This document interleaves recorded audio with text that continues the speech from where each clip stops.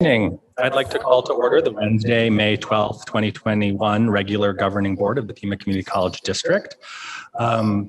This is a virtual meeting hybrid. Following the guidance of public health officials, the college has closed its facilities to the public to allow only restricted access to essential personnel to promote social distancing and limit the spread of the coronavirus. Accordingly, the governing board will conduct this meeting through remote technologies and limited in person. Members of the public interested in the following, the proceedings may do so at the PCC TV YouTube homepage. The first thing I'd like to do is the roll call. Mr. Sylvan, could you read the roll? Catherine Ripley. Present. Luis Gonzalez. Maria Garcia. Present. Meredith Hay. Present. Damian Klinko. Present. All board members are present. Thank you very much, Mr. Sylvan. Next, we have our public comment and call to the audience. The Pima Community College Governing Board welcomes public comment on issues within the jurisdiction of the college. Generally, the total time for public comment will be limited to 45 minutes, and comments will be limited to 3 minutes per individual. These times may be modified by the board chair or board. Individuals sharing comments are expected to communicate with decorum and respect. Individuals who engage in disorderly conduct or who use divisive or insulting language may have their time reduced or concluded by the board chair. At the conclusion of the public comment, individual board members may respond to criticism made by those who address the board, may ask staff to review the matter, or ask that the matter be put on a future agenda. Members of the board, however, may not discuss or take legal actions on matters raised during the public comment unless the matters are properly noticed for discussion and legal action. Finally, be advised that internal college processes are available to students and employees for communication. It looks like we have five individuals who are interested in addressing the board this evening. We will begin with Vivian Knight.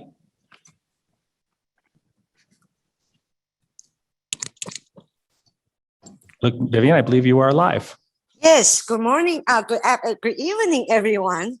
I'm the business department head, Vivian Knight, and I'm oversee the business program for online and campuses. And today I'm joining this meeting is because I wanted to support our business students who won the case competition that hosted by Eller College. That the case competition is open to all the Arizona community college. So I'd like to introduce. We have 2 students who will be presenting tonight to share with their experience about the case competition. The first one I would like to introduce Angel Steven, and I won't be able to see if she's online right now. Angel, are you there? Yes, I am, Vivian. Thank you. Go ahead. I just wanted to say thank you so much for the opportunity. It was wonderful that we won, but it was a great opportunity. And it really resonated with me that I am so happy that I'm a returning student and that I did this at this point in my life and at this time in all of our lives with the coronavirus, and everything just is, turned upside down. It has been such a supportive and rewarding experience for me. And I just wanted to thank you, really, from the bottom of my heart. I appreciate the opportunity, and I appreciate Pima Community College and instructors like Vivian and Randall and I mean, it's just Renee. It's been an amazing experience. So thank you so much. Thank you so much for sharing with us. And we also have another student who joined us tonight. Her name is Danielle. Danielle, are you there? Hi, yes, I am here. I just wanted to channel what I wanted to say, similar to what Angel explained, just how grateful I am for the opportunity of being able to work alongside fellow Pima students, as well as being able to work along with the Eller College.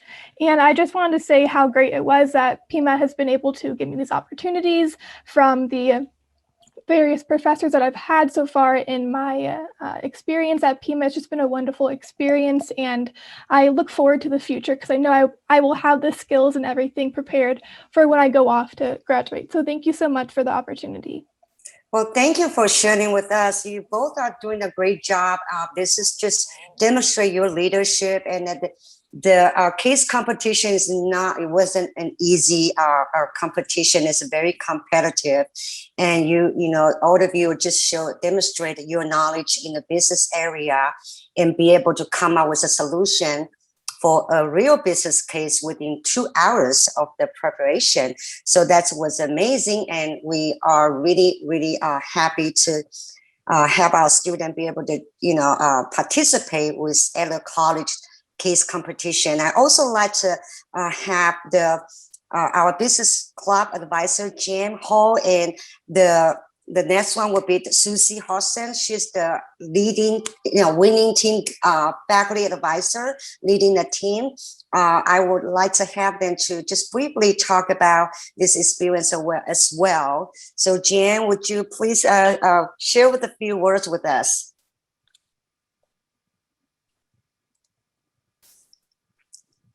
Jan, can you hear us? I know Jen is online, but she might have some technical issue. Susie, will you be able to speak? Can you try?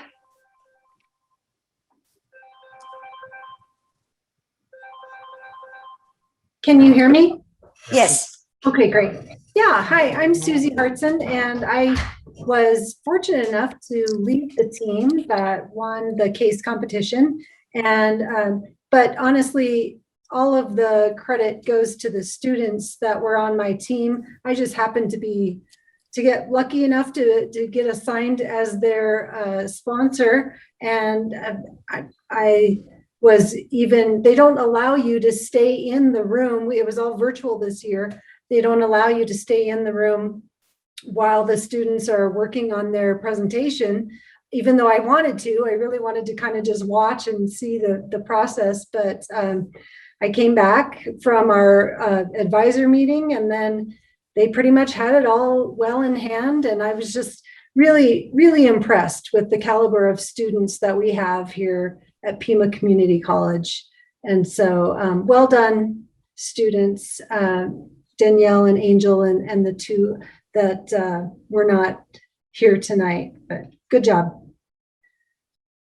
Thank you so much, Susie. And I just wanted to circle back to Jen Ho to see if she will be able to join us and share with a few words. Jen, will you be able to speak? Yes. Can you hear me? Okay. Yes. Yes. Thank you so much, Vivian. I just want to say thank you to the board and the college. Again, I'm helped coordinate our teams for this year to send to the ACE case competition. This is our second year in a row winning. We sent 5 teams. They were diverse teams made up of different majors in our accounting and business program. And I'm just so proud of all of our students and our winning team. And thank you so much to Vivian Knight as our department head. And we've just gotten such great support in competing in this competition. And it's just such a pleasure to be here tonight to celebrate the students' success. And it really is a team effort. It's our faculty, it's our department head, it's our dean, Jim Craig as well. And we just appreciate the college's support. And again, just so proud of our students here tonight. Thank you. Thank you. I wanted to appreciate the chancellor invited us to come here and speak with, about the case competitions experience coming from the students' perspective and faculty and department as well as the division. Really appreciate this opportunity to allow us to take this much important time for you and a busy agenda during the board meeting to allow us to share this experience with all of you. Thank you very much. Well, thank you very much. And again, we really appreciate you taking the time to come and share with us the outstanding success of our team for the 2021 Arizona Community College Excellence Case Competition. Congratulations to the students who participated, and thank you to the faculty who led the team. We're really appreciative. I really appreciate your commitment to excellence and the work that you do. Chair Klinko, I hate to cut in, but I want to let everybody know I'm getting all these texts and emails from people that there's no audio, that I guess the public or whatever are not able to, sorry to butt in, but that they're not able to hear. PCC TV is working on it. We're going to take a short recess until we can get this sorted out. So we'll recess until the sound of the gavel.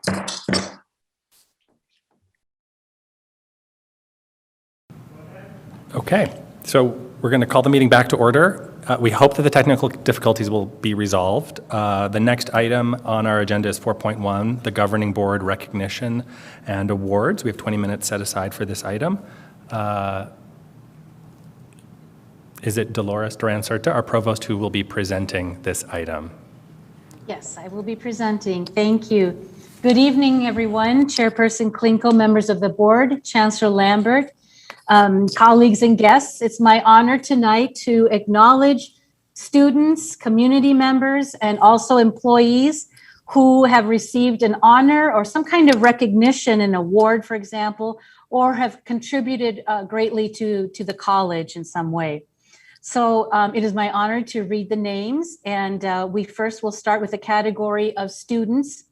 The first student is Miss Vanessa Valenzuela, who was inducted into the National Adult Education Honor Society. And actually the next few that I will be listing as names also have been inducted into the National Adult Education Honor Society. Next, we have Ms. Norma Alicia Velasco, Mr. Cornell Elam, Mr. Samer Altoka, Ms. Amina Mukhtar, Ms. Frohar Akbari, Mr. Jean-Claude Nyongabo, Ms. Anfal Hussein Hassan, Ms. Antonia Molina Grijalva, and Ms. Mariana Canetas Yerbes. So congratulations to all of these students who were inducted into the National Adult Education Honor Society. Our next category is community members. Mr. Daniel Davidson, longtime volunteer with Adult Basic Education for College and Career as a math tutor and math classroom aide. He was nominated for the Arizona Association for Lifelong Learning for the Volunteer Year of the Year Award last year and received it.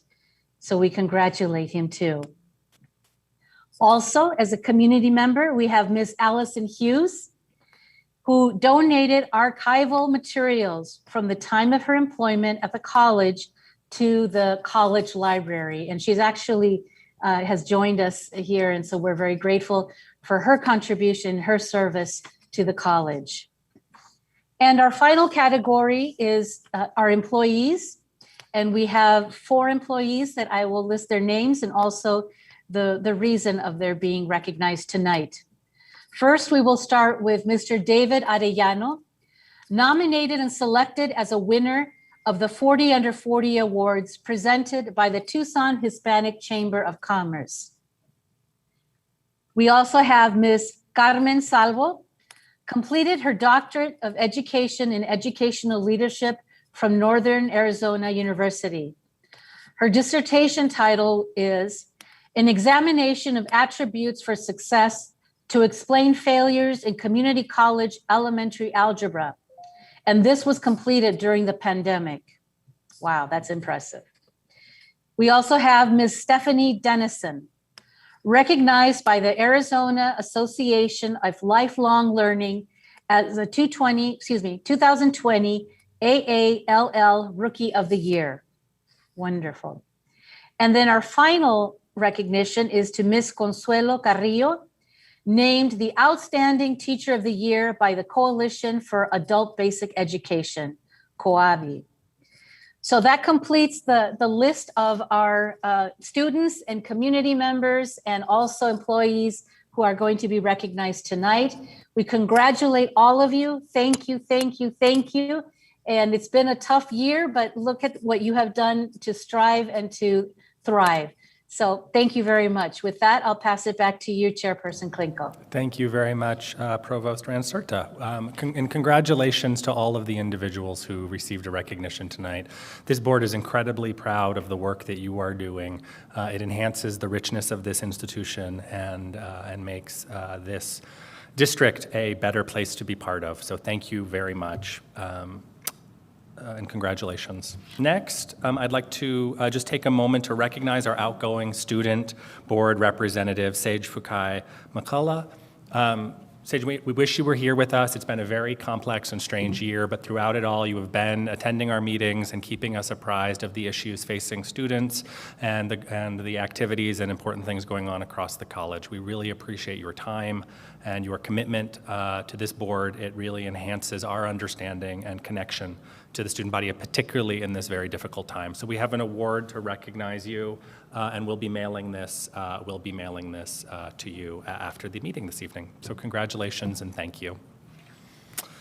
Next, we have item 1.5, our remarks for the governing board. We have 25 minutes set aside for this, 5 minutes each. And I will just report that I had the pleasure of attending the all-college meeting, and it was, again, very inspiring to hear the breadth of vision and direction from all of the presenters. And it was great to see so many people participate through the online forum. And the comments on the side, it really provides an important voice and sort of clarity to the board in just sort of the temperature of how things are going. So thank you very much, and thank you, Chancellor Lambert, for your continued leadership in charting a path. Dr. Hay. I have no comments today, thank you. Ms. Garcia. I just want to thank the people, congratulate the people that got the awards. You make Pima better and our community. Thank you. Mr. Gonzalez.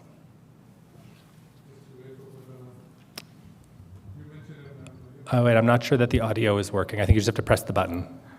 No, I just want to echo what yourself and Maria mentioned, Ms. Garcia mentioned, the acknowledgement not only of the students, but the faculty. I think it's great. It's outstanding. In this challenging time, I think it's good, very good. I just want to say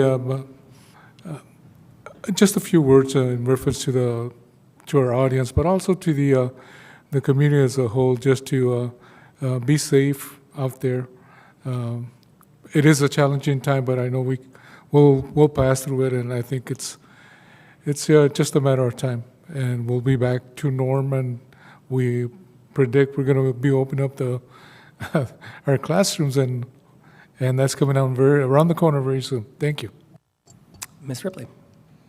Hi, thank you. I also would like to congratulate all the awardees and also Vivian's team for the extraordinary work that they did. Congratulations. And again, I'd like to tell the listening audience that we're here. There's a lot going on behind the scenes, and it's amazing and extraordinary what the staff and the admin and the faculty have been doing during this last tumultuous year. So I congratulate and I applaud everybody involved. Thank you. Thank you very much. Next, we have item 2, our reports, our administrative reports. The first is the AERC update with Ted Rausch, our campus vice president, and Dr. Audrey Conover, campus vice president. We have 5 minutes set aside for this item. Good evening, everyone. Chairperson Klinko, members of the board, Chancellor Lambert, colleagues and guests.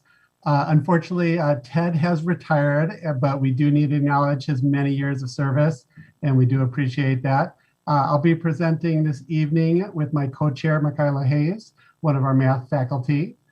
Tonight, we're just going to give you a brief overview of some of the work that's been done in the AERC and a really brief history for some of our newer board members. So with that, I'm going to quickly share my screen here.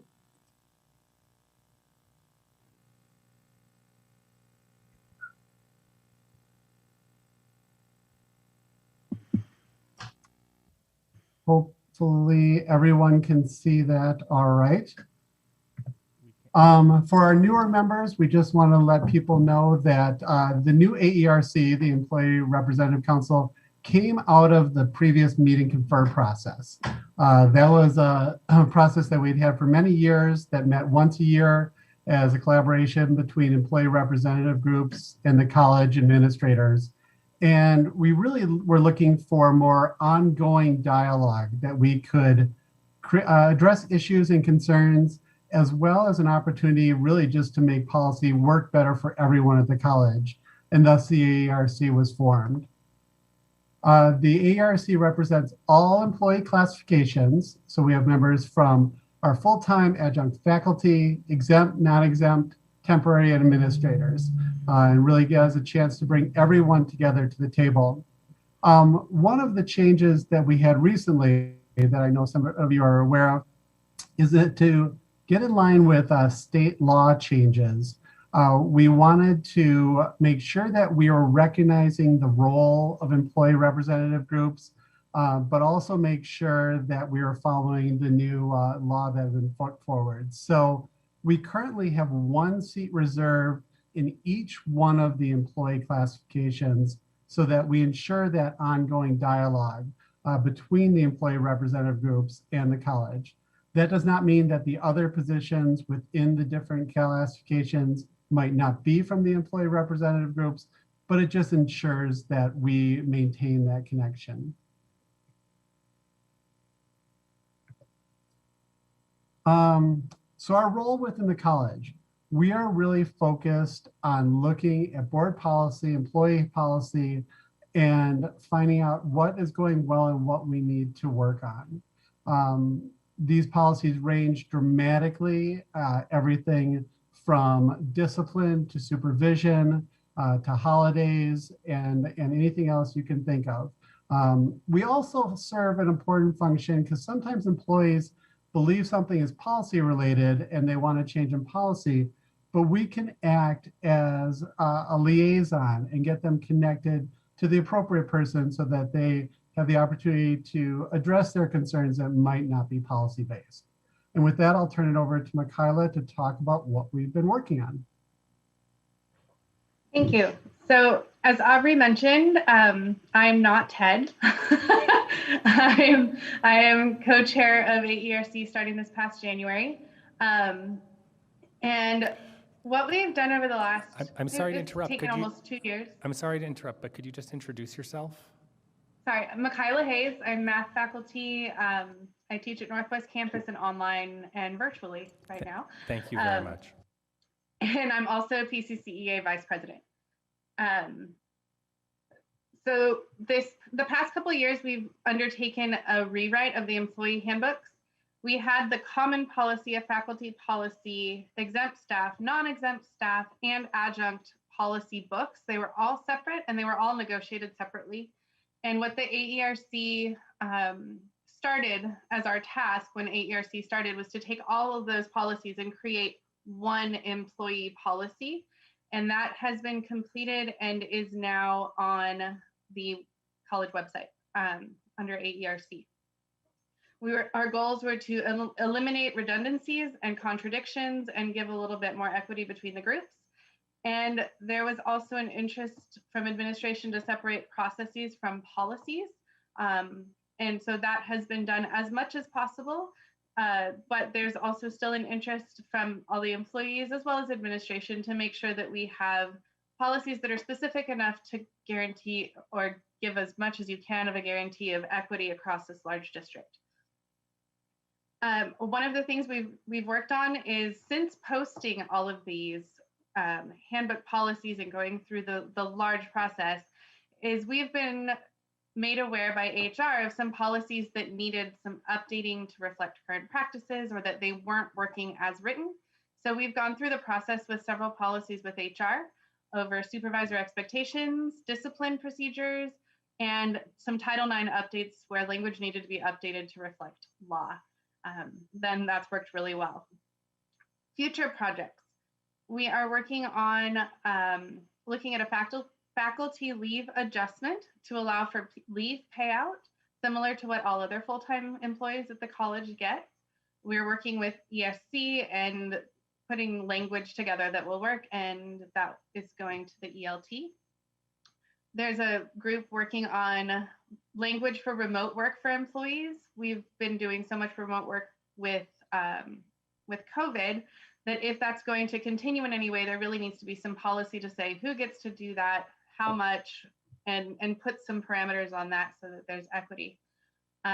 We will be looking at the class and comp study and bringing that into reviewing it and also putting language to that for policy, especially if there's anything related, well, there will be things related to salary changes and so on. So we'll be the group to kind of take the idea and put it into policy.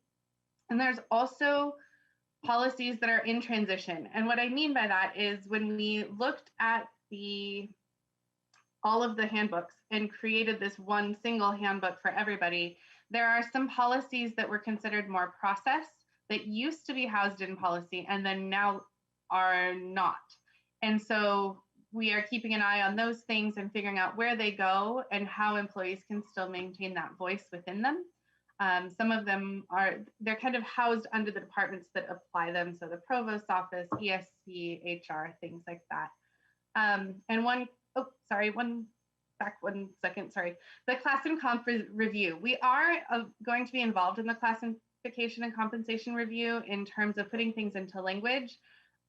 One thing that we want to make sure that we recognize is that that's not our annual compensation discussion that the board policy calls for. So it is definitely a compensation discussion, and we're happy to be involved in that. But that is separate from an annual compensation discussion. So sorry, thank you. And last, opportunities for growth. So AERC is still fairly new, and there's a lot of opportunity to educate and outreach what we do to the college community as a whole. We had scheduled, or we were trying to schedule some campus tours to talk about the changes that we made to the policy, and then COVID hit. So now we will still want to do that when we return back to campuses and talk to people about what the process is and where these policies are found and how to get help if you need it. We would like to improve the ease of website submissions so that people can bring forward any problems they're seeing with policy. And we would like to make sure that all of the stakeholders, both users and those that apply, know the role of AERC and that we are used to address policy updates or concerns. This just ensures that we have one group with the college who's familiar with policy and able to change all of the little pieces that need to change when something is changed. And so that the AERC is that place, and we need to just make sure that our process is well known by everyone who uses it at the college, and that we have a common path through a policy change. Excellent. So I think that is our last slide, and so Michaela and I are here to help answer any questions that the board may have. Does the board have any questions? Okay. Can you just tell us how it's going? Like, I mean, is the process working? I think that was one of the reasons that we put this on the agenda. We'd hoped for sort of 6-month updates, and then because of COVID, we haven't had an update in a while. But is the process effectively working? Yeah, so from, maybe I can take it from the administrative, and then we can, Michaela, speak from the faculty. Yeah, really, I mean, our goal with the changes for AERC was to have that ongoing dialogue. And I really do think that by doing so, we've been able to address a lot of things collaboratively. Even when we disagree, maybe, I really feel, at least, and I hope it's true from everyone who's involved, that everyone at least has a chance to voice their concerns and their ideas. And the vast majority were able to move forward together. And I think it's been a real positive change from my perspective. Michaela? I would say that we really only worked with the AERC process for the last 6 months to a year, even though we've been a group longer. The first year to 2 years was really that big, large overhaul of everything. And so, you know, that separating that out from what we've been doing as AERC, I think this last year we've really kind of hit a good groove on how we're working. We had an election process that we ran through. We have new representatives that just started in January. We now have a system for how we can create resolution teams and update the group. And we've managed to pass several votes on changing policy. So I think there is positives to it. Is there room for improvement? Of course. But I think right now it is going in a positive direction. Okay. Any other questions? Okay. So, yes. Sorry. It's not really, I don't know if it's my place or not, but someone asked if there was public comment still. And I just thought before I was done, I would throw that out there. So we're looking at the schedule. Everybody, you know, we had a deadline, a cutoff. We've gotten the notice that there was somebody else, and we're going to try to squeeze it in, depending if these reports wrap up on time. So that is the intent because we have a very hefty schedule. Thank you very much. And I would say let's put this on an annual review now. Does that work for the pleasure of the board, that we would just get an update on the AERC annually as opposed to every 6 months? Does that work for everybody? You want to do 6 months? Okay, 6 months? Okay, so why don't we have you guys back in 6 months and we'll get you on the calendar to give another updated report. Okay, thank you very much. Next, we have our campus police update with Buddy James, Chief of Police. Mr. James, you have 10 minutes for your item. Good evening, honorable board members and Chancellor Lambert. I'm Buddy James, your Chief of Police, and I'm here to give you an update on college police matters. I see our PowerPoint's being shared, but I want to introduce a couple members from my team that are here tonight, to include Commander Michelle Neuenhuis, who will celebrate 27 years with college here in a month or so, Commander Ricardo Gutierrez, and Lieutenant Jonathan Haywood. Some of the updates that I'd like to share with you is the completion of the LEMAP. The LEMAP was the Loaned Executive Management Assistant Program. In 2017, the college partnered with the LEMAP consultation group in a guided pathway to accreditation. They identified 120 issues that needed to be resolved for us to be eligible for accreditation. And I'm happy to tell you that we've completed all of those issues and that we've applied or submitted an application for accreditation, IACLIA accreditation. We have instituted a liaison program, which is a community policing model where we have a specific officer assigned to each campus embedded with that team, where they go to all the meetings and activities that are associated with that campus and work hand in hand with all of the people that are on campus for each specific campus. We've been involved with lots of meetings and presentations to include student government, faculty senate, student senate, and we make ourselves available for all of those groups all the time to answer questions or be available to present. So let's see, can you hit the next slide, please? Some of the other things that we've been involved with, an after action review, we reorganized our police department based on the LEMAP reorganization, for a recommendation for reorganization in a little bit more of an efficient manner where things aren't stovepiped, things move a lot quicker up above us in our chain. So we've been involved with COVID-19 testing and vaccination. I think we all have seen the many different activities in regards to that around all the campuses in Pima Community College.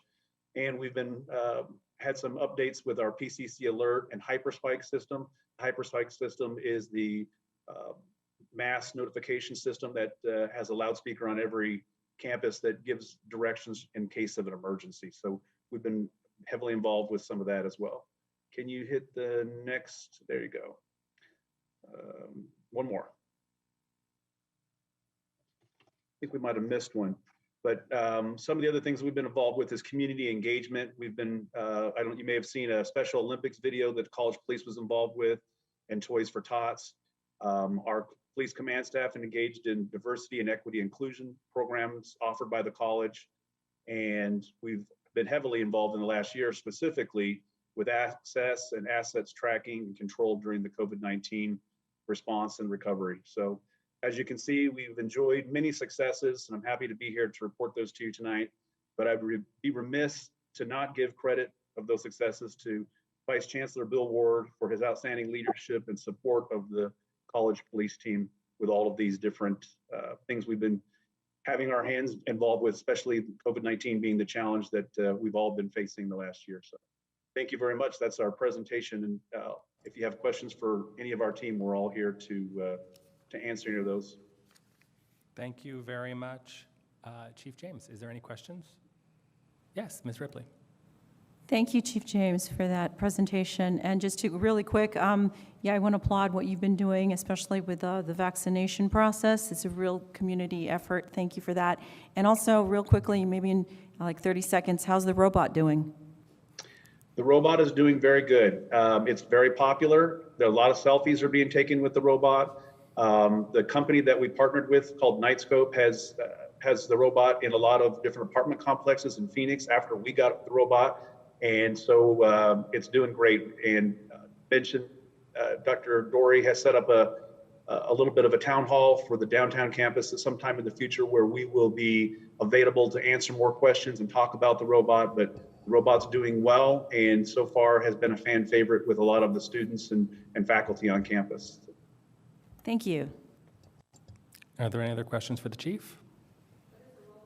Oh, you have to, So what does the robot do? It's a mobile camera, for lack of a better term. You know, we have hundreds of cameras on all of our campuses, and the robot is a mobile camera, and it also has an emergency button that could be panic button that could be activated for direct access to the police dispatch. So that's in a nutshell what the robot does. Okay, so that Patrolling means the downtown campus. I'm sorry. excuse me, so somebody's monitoring the camera on the robot, is that correct? Somebody can be at any, so there's not someone sitting at any of our cameras, but we have access to get into a software program that we could get into that, but there's not someone specifically sitting at that camera or sitting at that software watching what the robot sees, but we can log into that system and see that, just like we can with any other camera across any of our campuses. Thank you. You're welcome. okay. The next, thank you very much, Chief. We really appreciate all the work you're doing to keep us safe, especially in these unusual times, to make sure our campuses are secure, and we appreciate it. We appreciate the support. Thank you. Thank you. Next is our curriculum quality improvement, the CQI, with Dr. Lamada Mitchell, our Vice President and Academic Affairs and Student Learning, and Wendy Weeks, our Director of Academic Quality Improvement. You have 5 Chairperson minutes. Klinko, I'll go ahead and get started. Thank you so much, and it's my pleasure to introduce the team of Curriculum Quality Improvement. We have consolidated 2 offices, the Curriculum Office and the AQI, the Academic Quality Improvement. And it's now under the supervision of our Vice Provost, Dr. Lamada Mitchell. So I will now pass it on to her, who will introduce the team and the presentation. Thank you. Thank you, Madam Provost. Good evening, Chairperson Klinko, members of the board, and Chancellor Lambert, and members of the audience.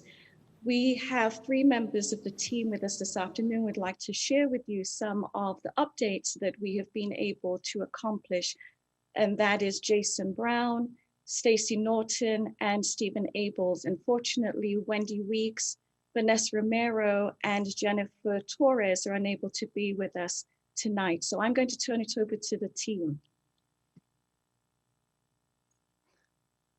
Thank you, Lamada. I'm going to go ahead and share our presentation here.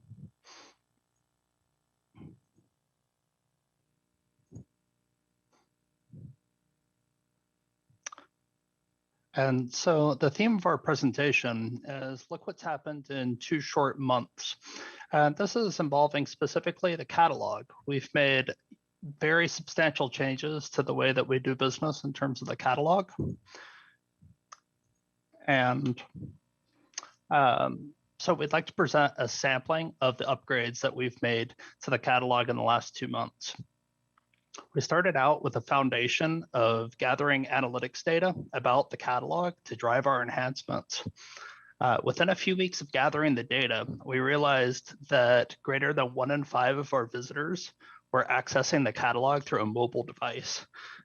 As a result of that data, we prioritized optimization of the catalog for phones and tablets. So now, if you go to the catalog on your phone, you'll be able to view it easily. And the whole thing fits right in your pocket.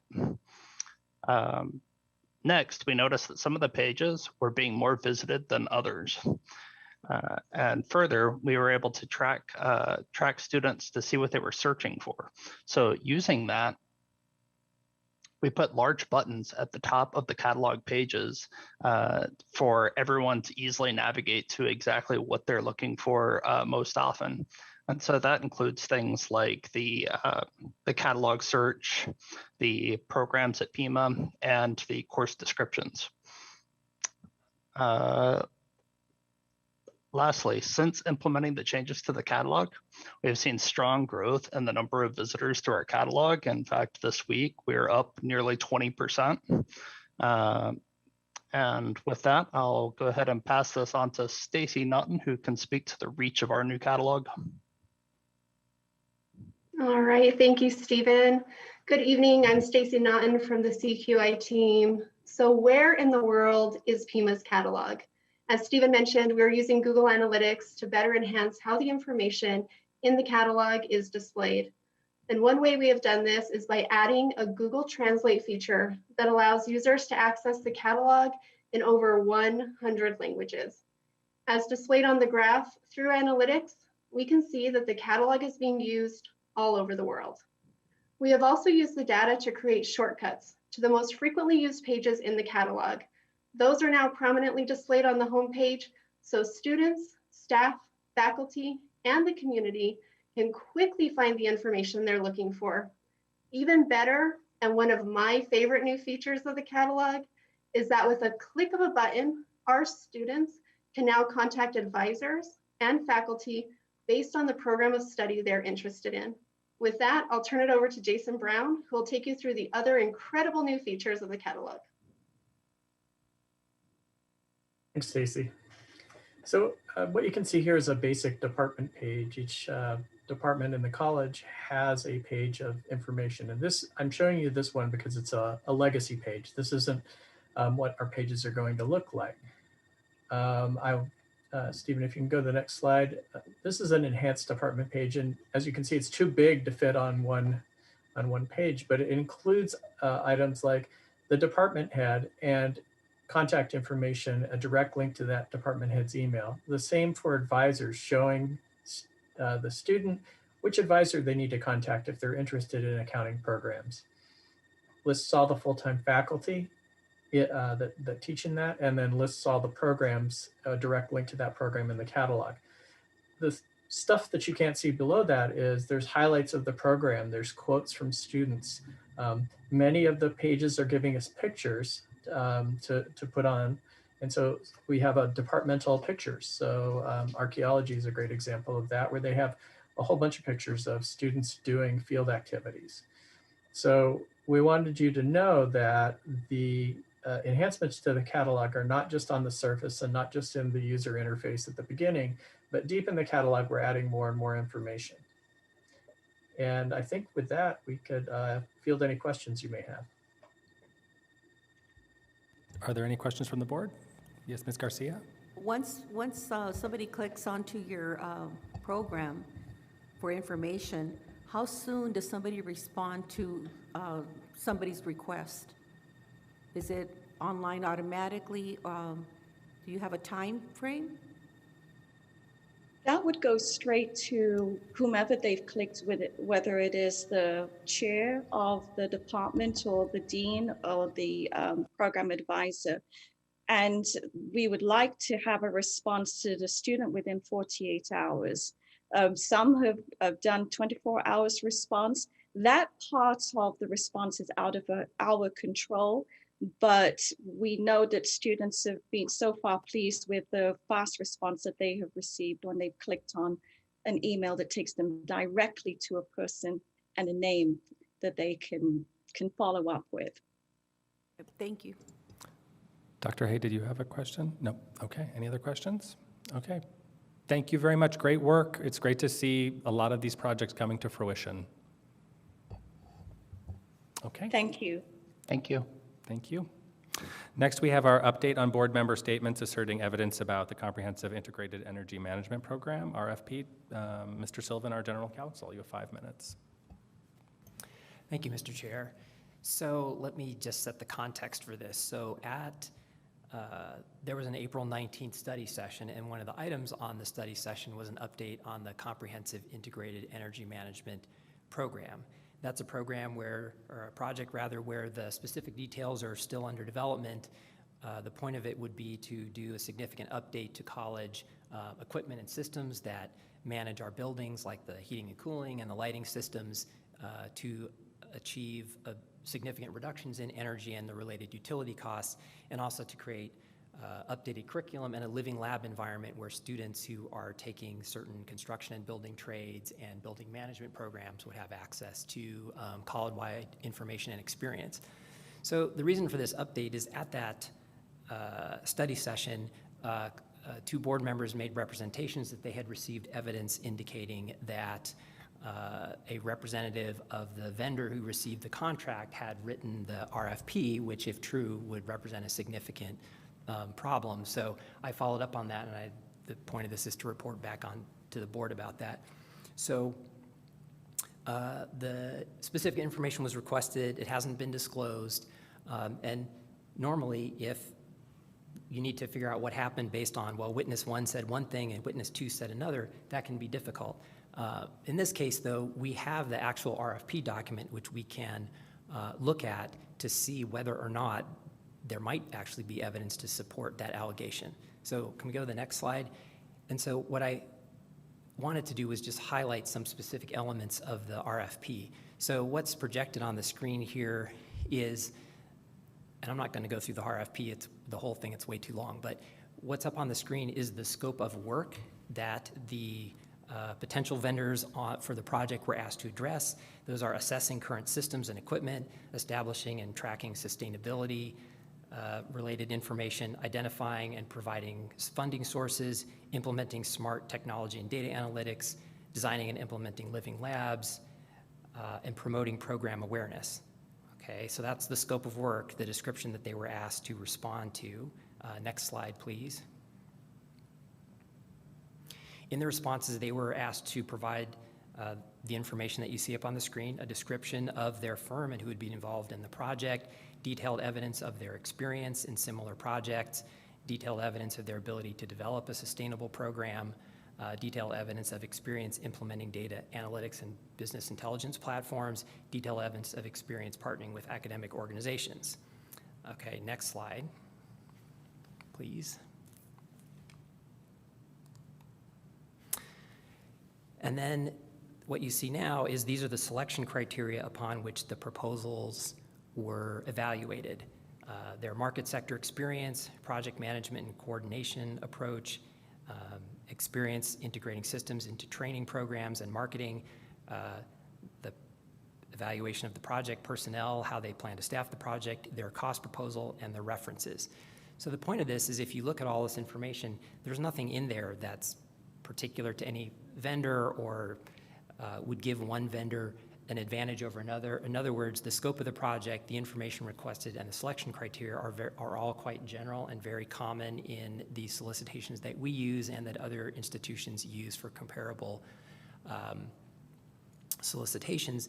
And we also know that none of the companies that bid on this proposal expressed any concerns about the RFP language, that it was in any way favoring one vendor over another. The firms that bid on this project were all large companies. They've done public bidding before and have bid on and have been awarded contracts with other public entities, and so presumably should be aware that if they had a concern, they could have raised it, but they didn't. So the point of all this is whatever information might have been provided to board members, there's not evidence from the RFP itself that suggests in any way that any vendor influenced what the language in the RFP was in any way that might have favored one vendor over another. Next slide, please. So one concern I know that has been raised periodically when people have said they have information, but they're concerned about coming forward, and that is there is a written college policy that prohibits retaliation, that recognizes whistleblowing as a protected activity. This is an excerpt from the employee handbook that makes engaging in retaliation prohibited and warns employees that engaging in retaliatory actions can result in discipline up to and including termination. So I just want everyone to be comfortable that the college does in fact have a written policy that protects whistleblowing. Okay, next slide, please. Thank you. And then finally, I wanted to put out there, if someone does have evidence, whether it's in this particular instance or in any case where they have a concern about improper actions happening, a violation of state law, a violation of policy, any concern like that, there's multiple ways that those concerns can be expressed or evidence shared. So I put my contact information up there. There's also the Office of Dispute Resolution that has an email address and a phone number that they answer. And then finally, if someone is really uncomfortable, we have a third-party vendor that provides an anonymous reporting service. The phone number is listed on the slide, as is the link to the website.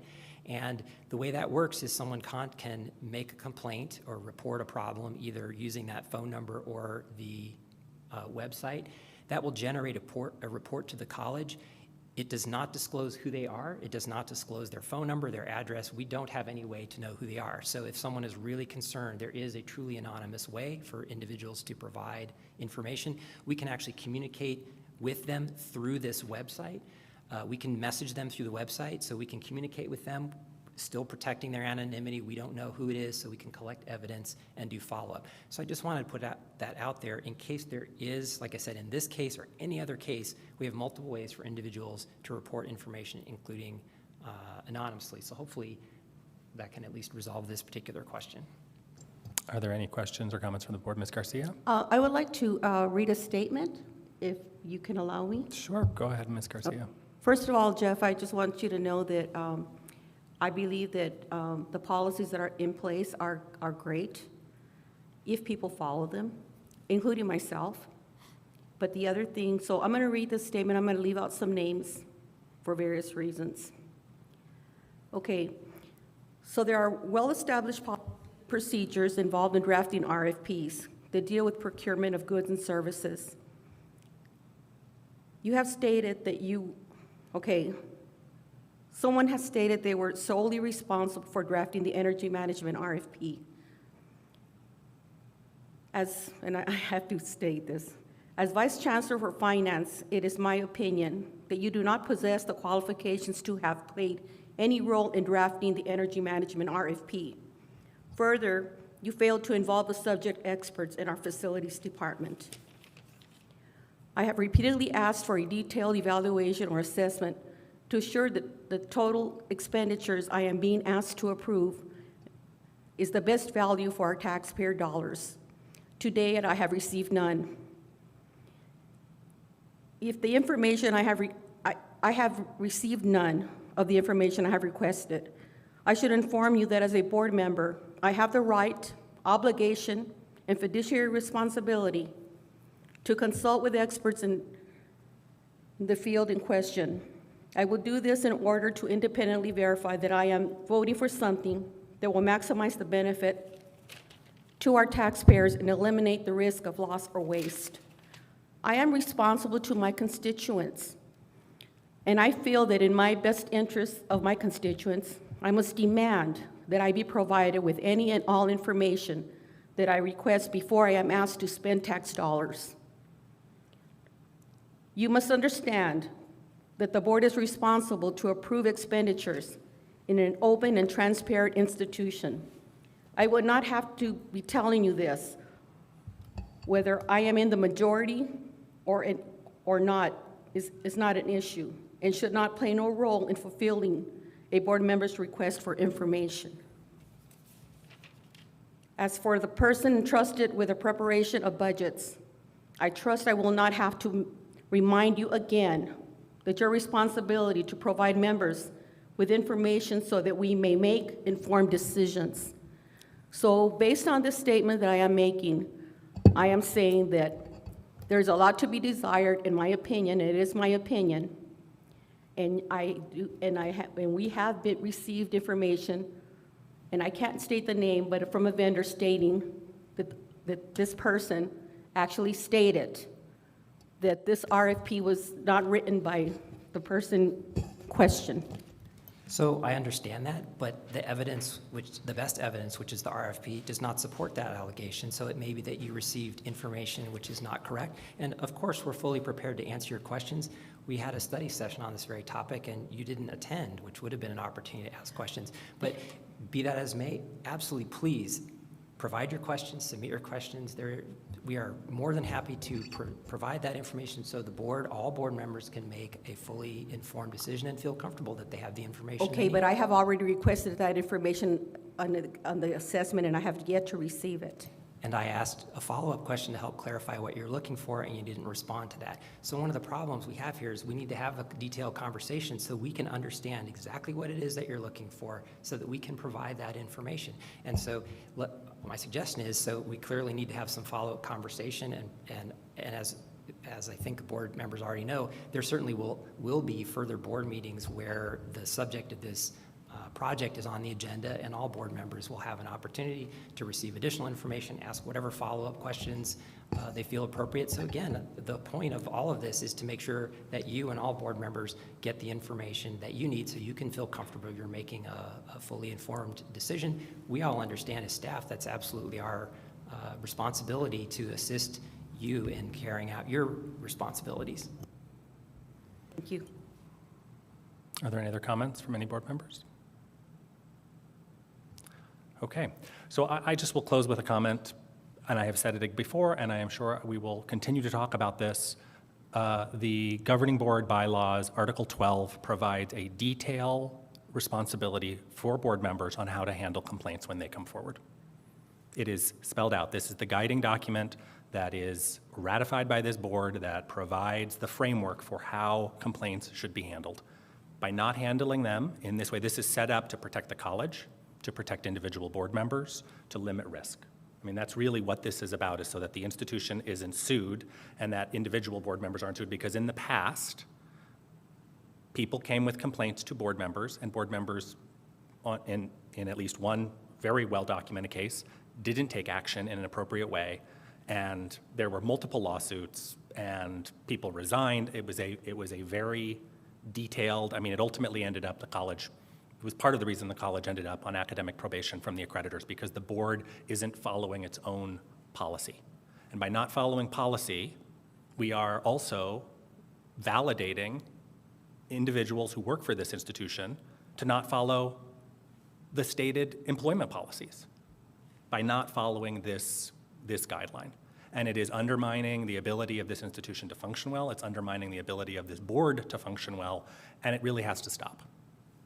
And I'm going to leave it at that, but I mean, this board will have to take some sort of significant action if it continues, because it is creating havoc in the system. Okay. I would like to offer, yes, just for Ms. the Ripley. listening audience, that we are having a board retreat over the next 2 days, and the public needs to know that. And I think there are a lot of things that need to be discussed amongst us at this retreat, these topics being one of them. And I think that with the past year being secluded with COVID, I'm going to blame things on COVID, of course, but I think that we really do need to come together and talk frankly, with transparency about this and several other issues as a board together. And I think in the next two days, hopefully we'll resolve some of these issues. Thanks. Thank you very much, Ms. Ripley. Our next item on our agenda is our Culture of Care with Dolores Duran-Certa, our Provost and Executive Vice Chancellor for Academic Excellence, and David B., Executive Vice Chancellor for Finance and Administration. Thank you, Chairman Klinko. So Dr. B and I are going to be presenting on building on our culture of care. And I'd like to provide some context for this. So at the last board meeting, our faculty board rep, Brooke Anderson, brought up faculty burnout issues. And as board member Ripley stated, this has been a tumultuous year with the pandemic, with social and racial unrest, a lot of stress, with faculty, of course, with all the different classes that they had to put on virtual and online, make that pivot, make sure their students are engaged and retaining students. And also our staff and administrators have gone through a lot of stress, and some have been, like for example, in facilities, our police officers have been nonstop. They never took a break. They've been working consistently since the beginning of COVID. So we need to make sure that we address the culture of care, our well-being as human beings, as employees, as family members, and also those of our students. I think we are doing a great job addressing the issues with our students. We've had town halls. They've really responded to what their needs are, and we are addressing those. But we also need to look at our employees, our internal family, and make sure that we're taking care of each other, basically.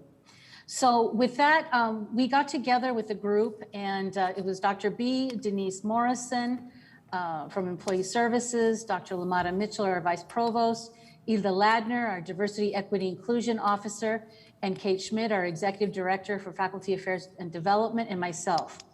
So we got together and kind of brainstormed on some ideas as to what we can do to improve and build on our culture of care. So with that, I'm going to share the next slide, and Dr. B is going to share with you what we have done so far, and then we'll go on to the next steps. Dr. B? Good evening, Chairperson Klinko, members of the board, Chancellor Lambert, colleagues, guests. As Dolores, I think, referenced, the college prides itself on having a holistic and caring relationship with our employees. And so I want to start today and sort of give sort of the legacy, the foundational premise of our relationship with our employees. And then we'll talk a little bit more about what has happened more recently and how we've responded to it. So this slide, which is admittedly very busy, and I could probably talk about each component of this for probably individually for a half an hour or an hour. What it basically highlights is that we have a legacy of prioritizing compensation, which includes a total perspective of compensation. That's not only pay, but it includes having a rich and robust set of college-funded and voluntary benefits available for our employees. We have good leave policies in terms of sick leave, annual leave that's available for employees to utilize, and then holiday and recess pay. We also have a number of support services, including a recognized, statewide, it's recognized and program of wellness that is, I think that it's been going on for, I think about 7 years now, and gets stronger and stronger every year. Providing all kinds of wellness related activities for employees that range from physical wellness, mental wellness, and then also it includes financial wellness. So we know that we've been through in the last 10 years, 2 different financial crises of different types, and having that available to employees is important also to help them navigate the challenges of these difficult times. I'm not going to belabor all of the employee, the benefits, the board, we talk about those, and the board has approved increases and enhancements to a number of those benefits in recent years, including this year, with particularly with short-term disability. On top of that, looking at how we approach our employees and the professional development opportunities we provide, we have a robust program of professional development opportunities.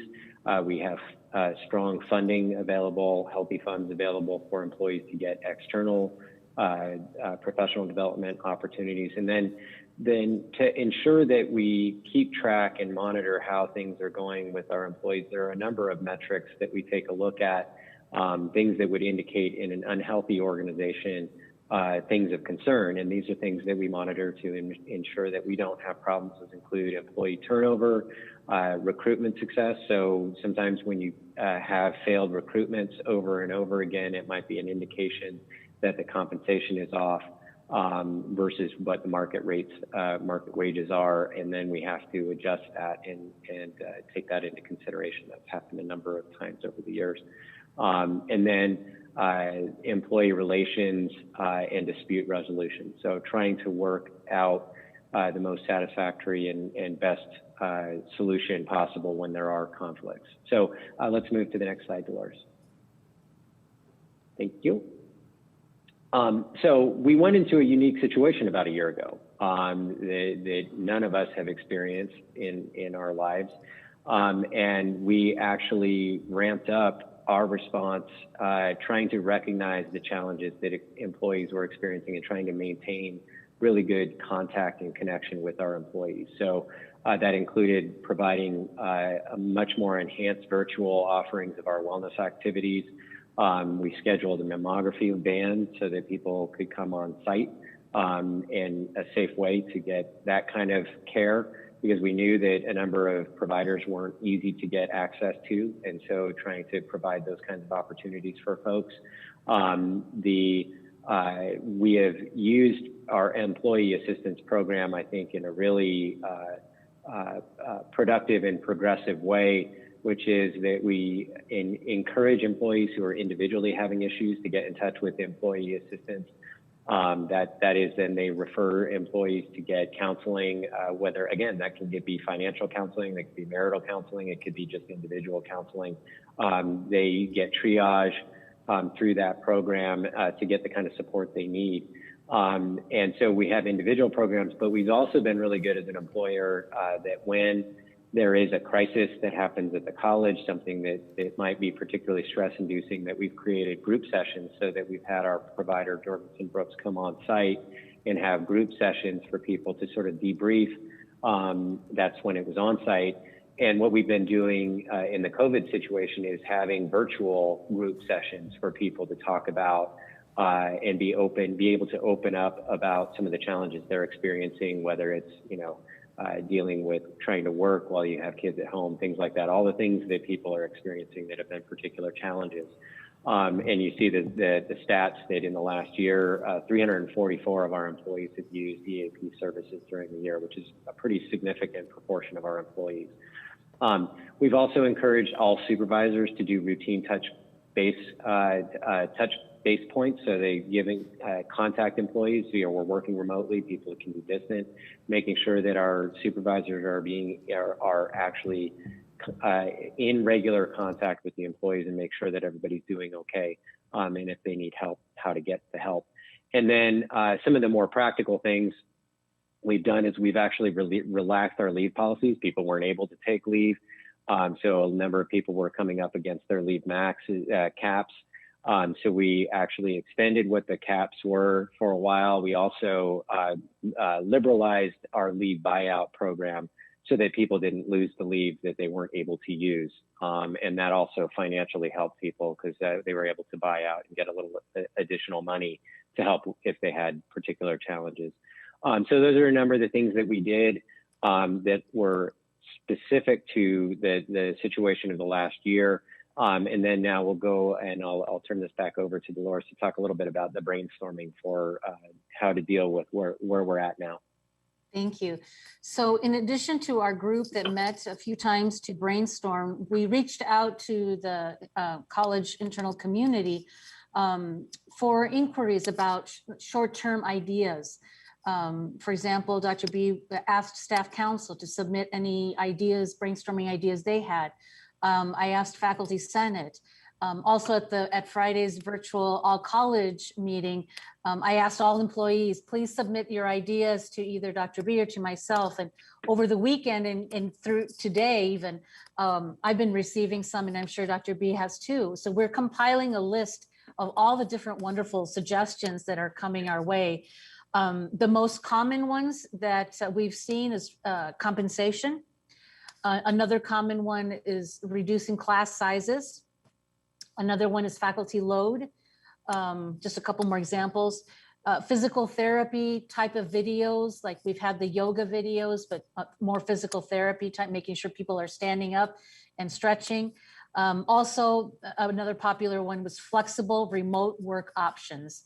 It seems like for a lot of folks, working remotely has worked very well due to their personal situations or whatever the situation is, then they've been very productive. So those were some of the most common suggestions that we've received thus far. And then as you see on the screen, we have different options as well. So with the day of relief, and I'll ask Dr. B to elaborate a little bit more, but this is more of an extra day of pay. So Dr. B, if you'd like to elaborate on that point, please. Yeah, so what we're talking about with the day of relief, it works a little bit different depending on the type of employee. But the idea is recognizing that we've all endured a lot in this last year, and that that the college could recognize employees in some fashion with this. The concept is like a day of relief, and where it would be for staff people, it would be a day where they arrange with their supervisor to just take a day, an extra day off. And why it's a little bit different depending on employee types is because by the time that the semester ends, which is very soon, faculty go off contract. And so the idea with the day of relief would be, and then we'll talk more with the board at the study session on Friday about this, because there's a little bit of budgetary implication with this idea, but that we would on a one-time basis provide faculty with an extra day of pay So it's sort of recognizing that this day of relief, but they're off contract. So it would be an extra day of pay that would happen while they're off contract or to start the contract year. And so because there's a budgetary impact, we're going to need to talk about it in relation to the budget and the study session on Friday. But that's the idea of it. And it's, oh, go ahead, sorry. I don't think anybody said anything. Oh, sorry, I heard something. I guess my head is making, someone's talking in my head. Sorry. Anyway, so that's the idea with the day of relief. It's really recognizing we have endured a lot in this last year, and just really have a day for people to just de-stress and be able to get away from for a little bit. So that's what that day of stress or day of relief. We're not going to create a day of stress, a day of relief. That's what that's about. Thank you, Dr. B. And I was just reminded by Dr. David Duray that he met with Staff Council leadership to get some ideas as well. And Dr. Mitchell, Dr. Duray, and I met with the ACES group membership and about reentry and then about ideas of how to resolve stress and burnout. So another item that you see here is addressing individually through divisions or units, meeting times, email stress, maybe, for example, scheduling, instead of interacting on email at 4 or 5 a.m. in the morning when you wake up or during the weekend, schedule it for a weekday at 8 a.m. or at work time. So people are not seeing emails and then they think, okay, I need to respond on a Sunday evening or something like that. So that's something that can be discussed within each division and unit. Also expanded use of leave. And then the final suggestion is August Day of Wellness. So when people come back or as they're coming back for the fall semester, we want to hold some activities that help employees to feel reinvigorated. It's also a time when we hopefully will be more face-to-face by that time, and just getting to reconnect on a face-to-face way instead of virtually. So this includes optional activities with other Pima employees, virtual yoga, et cetera. So we have a long list also of possibilities.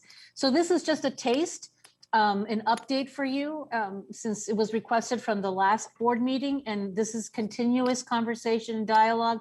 We'll continue dialoguing and with our employees as to more ideas for the employees that are hearing tonight. If you'd like to continue sharing ideas with Dr. B and myself, please do so through email. Like I said, we're compiling a list and we'll be reviewing that list and assessing it and continuing the conversation for ideas on how to build on our culture of care. Dr. B, do you have anything else to add? I think that pretty much completes our presentation. Thank you very much. Are there any questions from the board? Okay. Thank you both very much for all your work. Next, we have our reports by representatives of the board. The first is our student report from Sage Fukai McClug. Hello, thank you guys for having me, and this will be my final governing board meeting, so thank you guys again.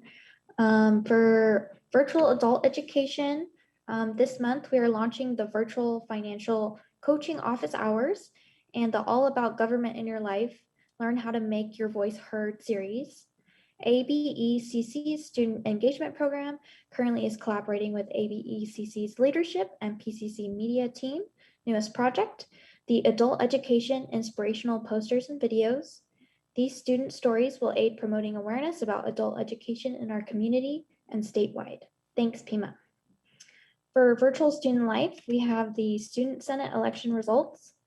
The voting for the 2021-2022 Student Senate was held from March 31st to April 16th virtually via D12. 259 votes were cast, an increase of 180 votes from the previous election.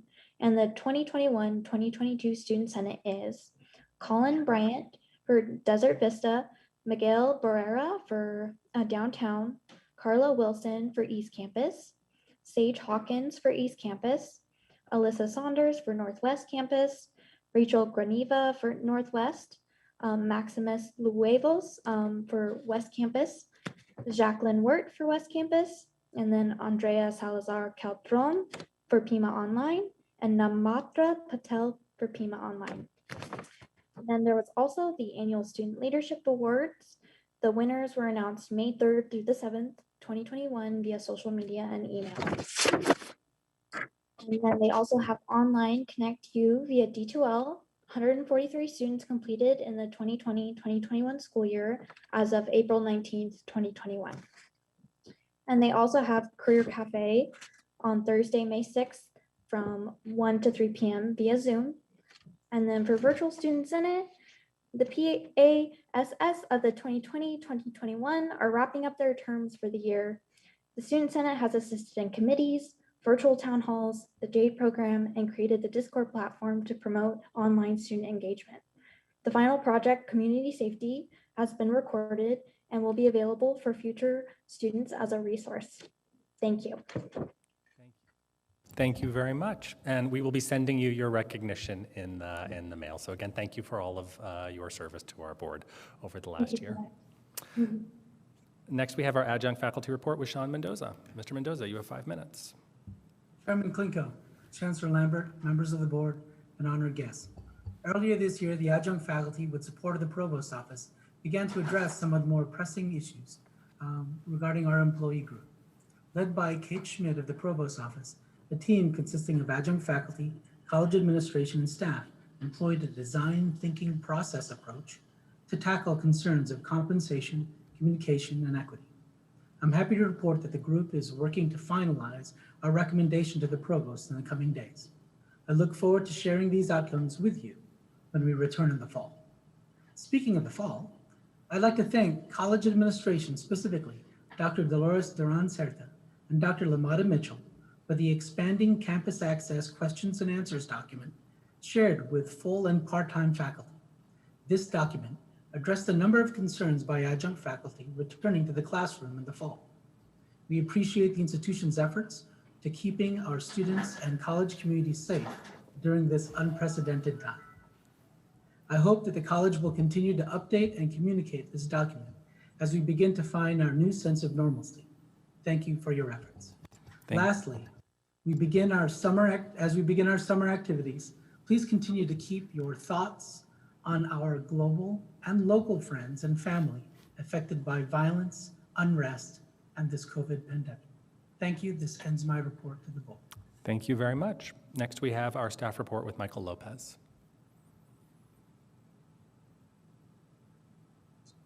I don't have a written report, but I do want to say, Chancellor, Chairman Klinko, board, guests and colleagues,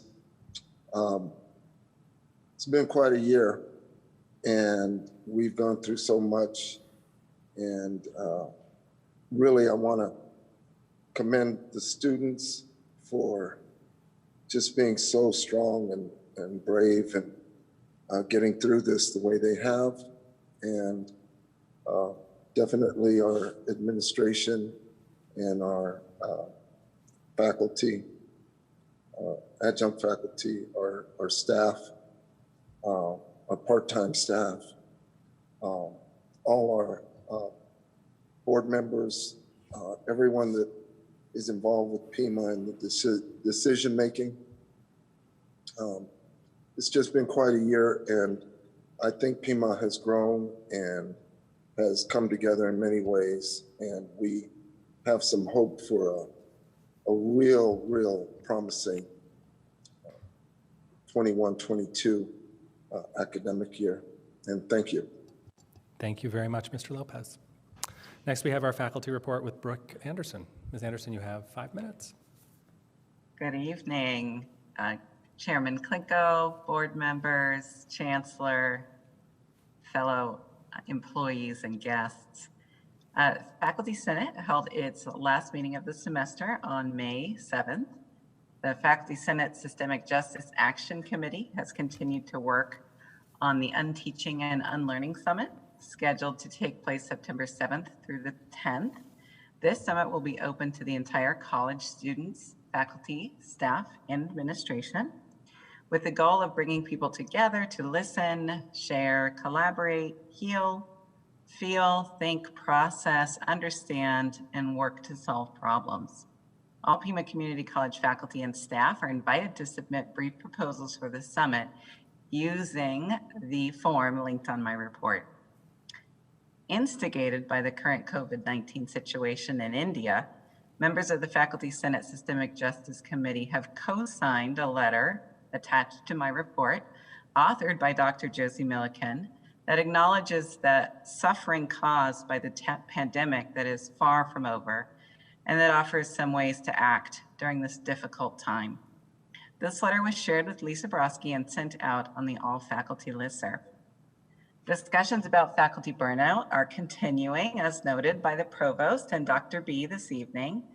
Faculty appreciate that college leadership, including this board, are concerned about burnout in our community and want to decrease this problem, and that Dolores recognized that faculty burnout is connected to working conditions, like compensation, class size, faculty load, and flexible in-person and virtual work expectations.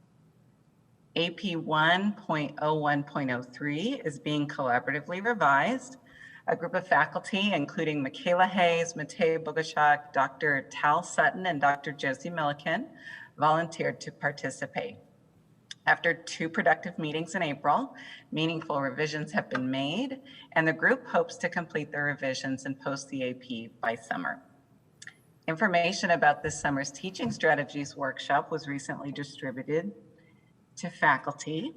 The event will focus on student engagement, reflective practice, and discipline-specific, equitable, inclusive practices. The event is scheduled to take place on Saturday, August 7th from 8:30 to 12, virtually and at the downtown campus. Those interested in presenting can complete the form that is also linked to my report. As for faculty notable accomplishments, like Michael just acknowledged and so many others have, this has been a difficult year for everyone. Yet faculty still continue to thrive and do amazing things.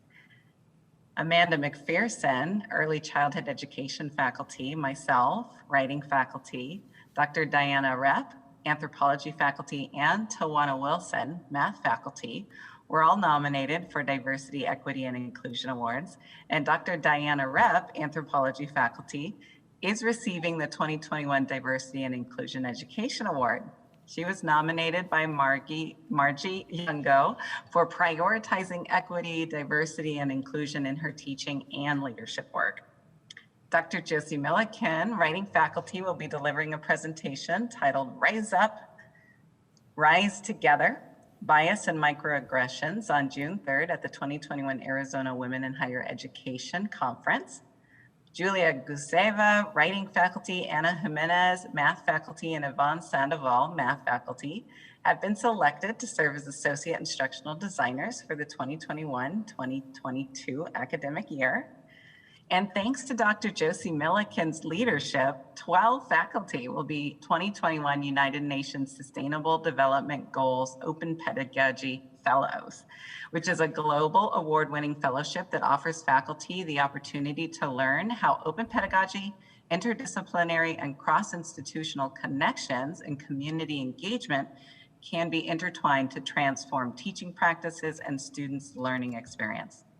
Amanda McPherson, early childhood education, Anne Browning-Aiken, anthropology, Kathy Thwink, writing, Cora Varas-Nelson, biology, Courtney Webb, student success, Darian Quirishi, political science, James Sheldon, math, Jameson Crabtree, writing and literature, Lena F. Thondawi, paralegal studies, Peter Bakshakse, political science, Rachel Hornby, CAD, Sarah Jansen, philosophy and religion, and I apologize for anyone's name who I just butchered there. Congratulations. This summer, these faculty will You have about team 20 up seconds left. with faculty from other institutional partners to learn how to develop renewable assignments that will help students achieve global justice through open pedagogy work using the United Nations Sustainable Development Goals framework. Thank you. Thank you very much. And finally, we have our administrative report with Jeff Thies. Jeff, you have 5 minutes. Good evening, Chairperson Klinko, members of the board, Chancellor Lambert, students, colleagues, and guests. I'm reporting tonight on spotlighting the Applied Technology Division, following up on some device distribution information, and then sharing some important data at the end.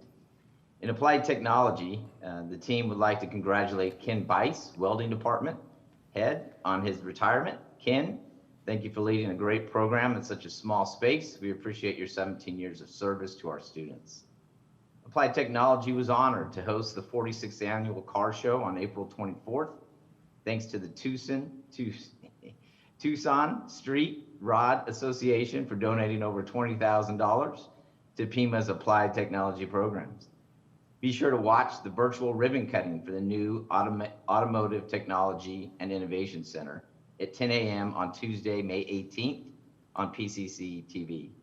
Thanks to the local chapter of the National Association of Women in Construction for recognizing 10 construction and CAD students with support kits as they pursue their careers. The AIT Robotics program enjoyed working with the TRIO team at Desert Vista to offer Sunnyside High School students an introductory robotics course. And lastly, from Applied Technology, Pima Applied Technology students first participated in the University of Arizona's Engineering Design Day competition in 2019-20. This year, 2 CAD students helped keep our winning streak alive. So we're 2 for 2 in winning the Best Design Documentation Award. This is a testament to our students' efforts, the CAD faculty and staff support, and Carmen Cueva's leadership. Great job, Applied Technology Division. As you all know, we provided devices last summer using CARES Act funding. The library and Ed Tech have been looking into the impact of the CARES Act device loaning program implemented last summer and has the following preliminary findings. The fall to spring persistence rate of students who borrowed devices such as laptops, tablets, and hotspots is 20% higher than the persistence rate of non-borrowers. Also, when asked the question, if you hadn't been able to borrow the device, how would you have completed your classes this past year? 1/3 of the students said they would not have been able to. They did not have another plan or option. Kudos to the great job of the library and Ed Tech staff for providing devices to students this past year. And last but not least, kudos to the placement coaches, mathematics faculty, dual enrollment staff, and student affairs staff and administrators for elevating the multiple measures process and providing math pathways that match student programs.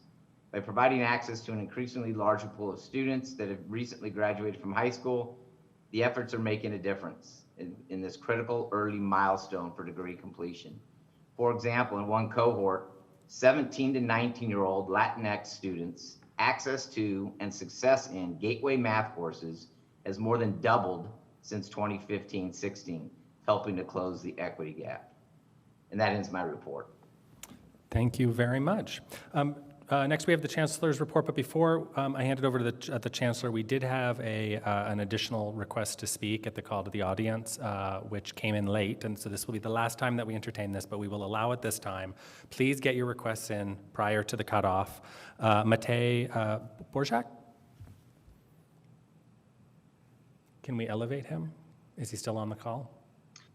Hello, good evening. Matej, you have 3 minutes. Go ahead.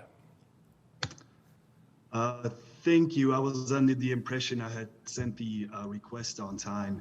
Good evening, Board Klinko, board members, colleagues, and guests. My name is Matej Boguszak, and it is so good to see you all in the community room.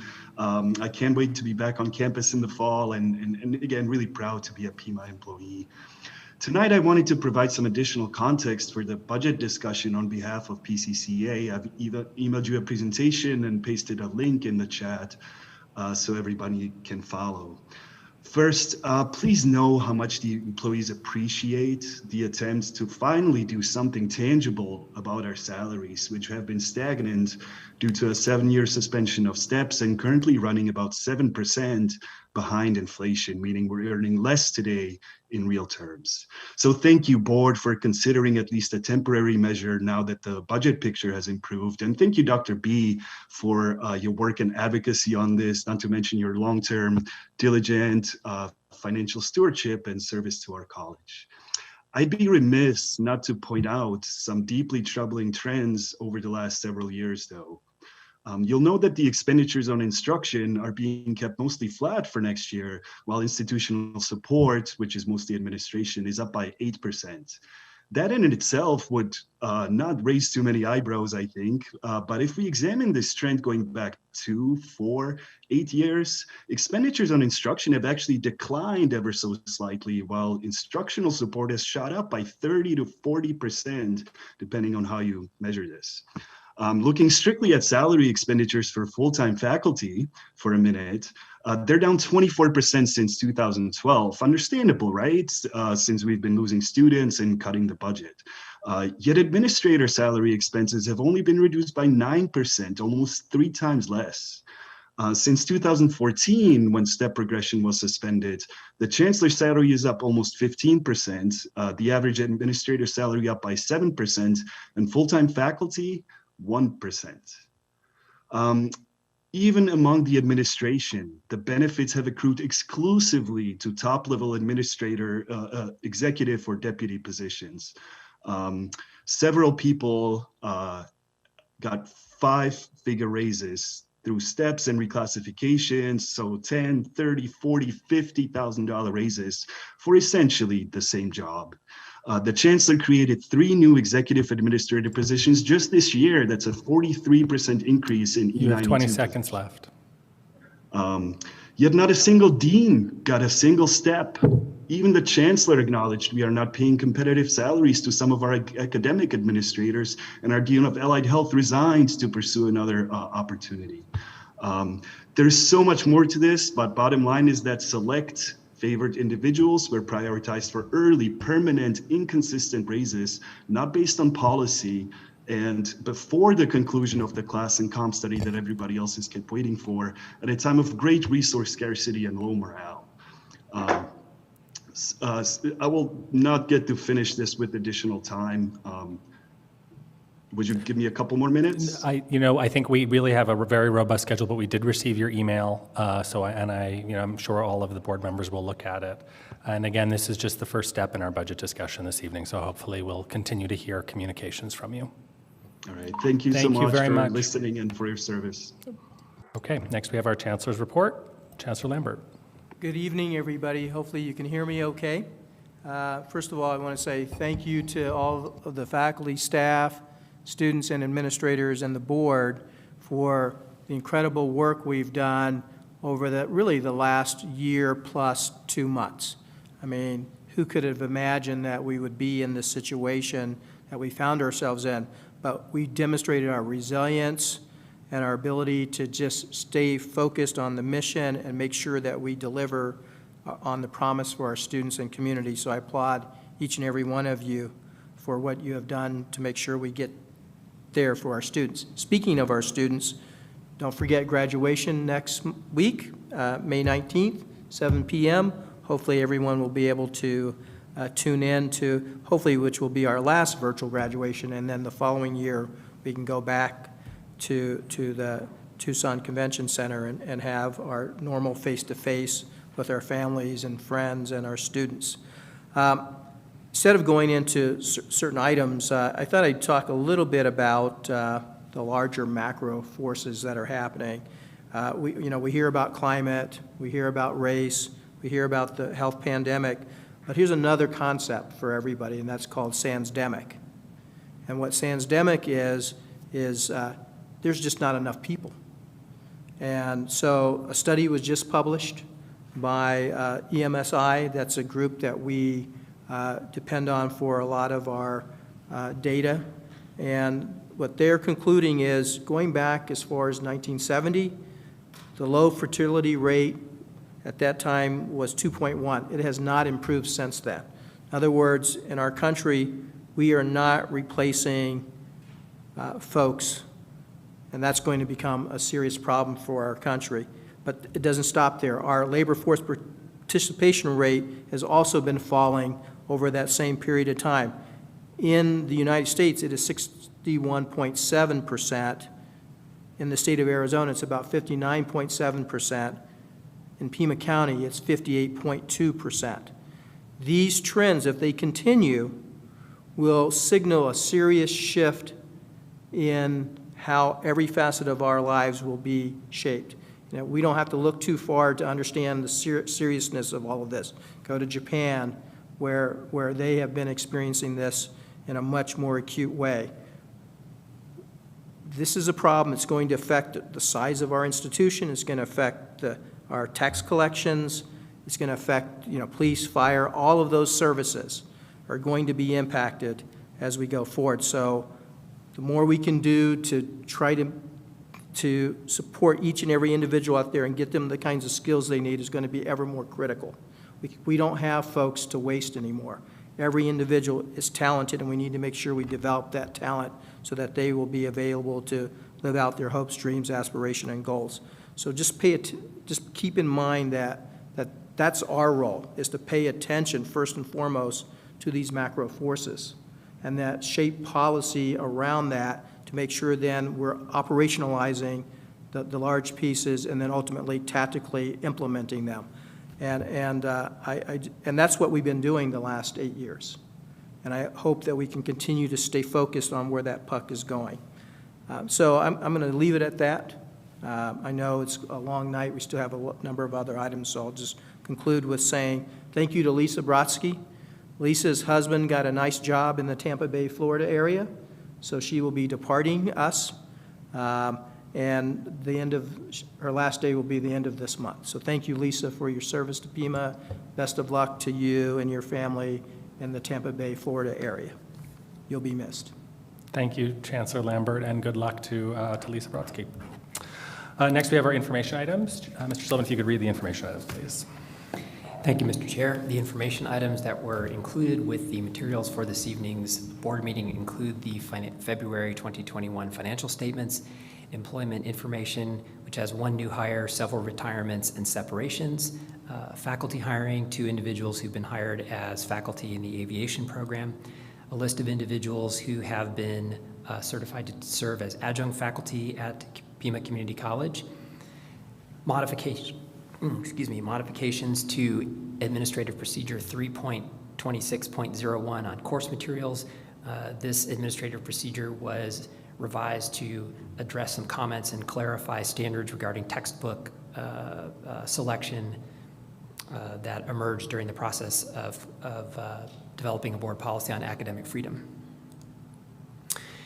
Next item we have is a description of a grant program at the Desert Vista campus for the Health Professions Opportunity Grant. This is a grant that's been in place for a number of years. It has recently been extended for a 6-year with an additional $3 million of funding. Next, we have information regarding the distribution of coronavirus relief funds under the act that is known commonly as CRISA. Next, we have a description of a grant program, another grant program from the federal government. This is additional coronavirus pandemic relief funds. The board report provides a listing of how those funds were distributed. And then finally, we have another information item which lists how funds were used from the federal allocation to Pima Community College as a minority serving institution. Thank you very much. Next, we have our consent agenda. Mr. Sullivan, if you could read the consent items, please. Thank you, Mr. Chair. The consent agenda items for this evening are the minutes of the April 14, 2021 executive session, minutes from the April 14, 2021 regular meeting. We also have minor updates to Board Policy 9.01, which is relates to information technology resource management. Next, we have the receipt of awarding of a sub-recipient agreement under with the National Institute of Metalworking Skills, which would assist the college in delivering services under an industry apprenticeship grant. Next item is a recommendation for the execution of intergovernmental agreements with the Arizona Board of Regents for the Pima College to participate in what's called the Public Allies program, in which individuals through partially funded where individuals provide services that are partially funded through federal monies, excuse me.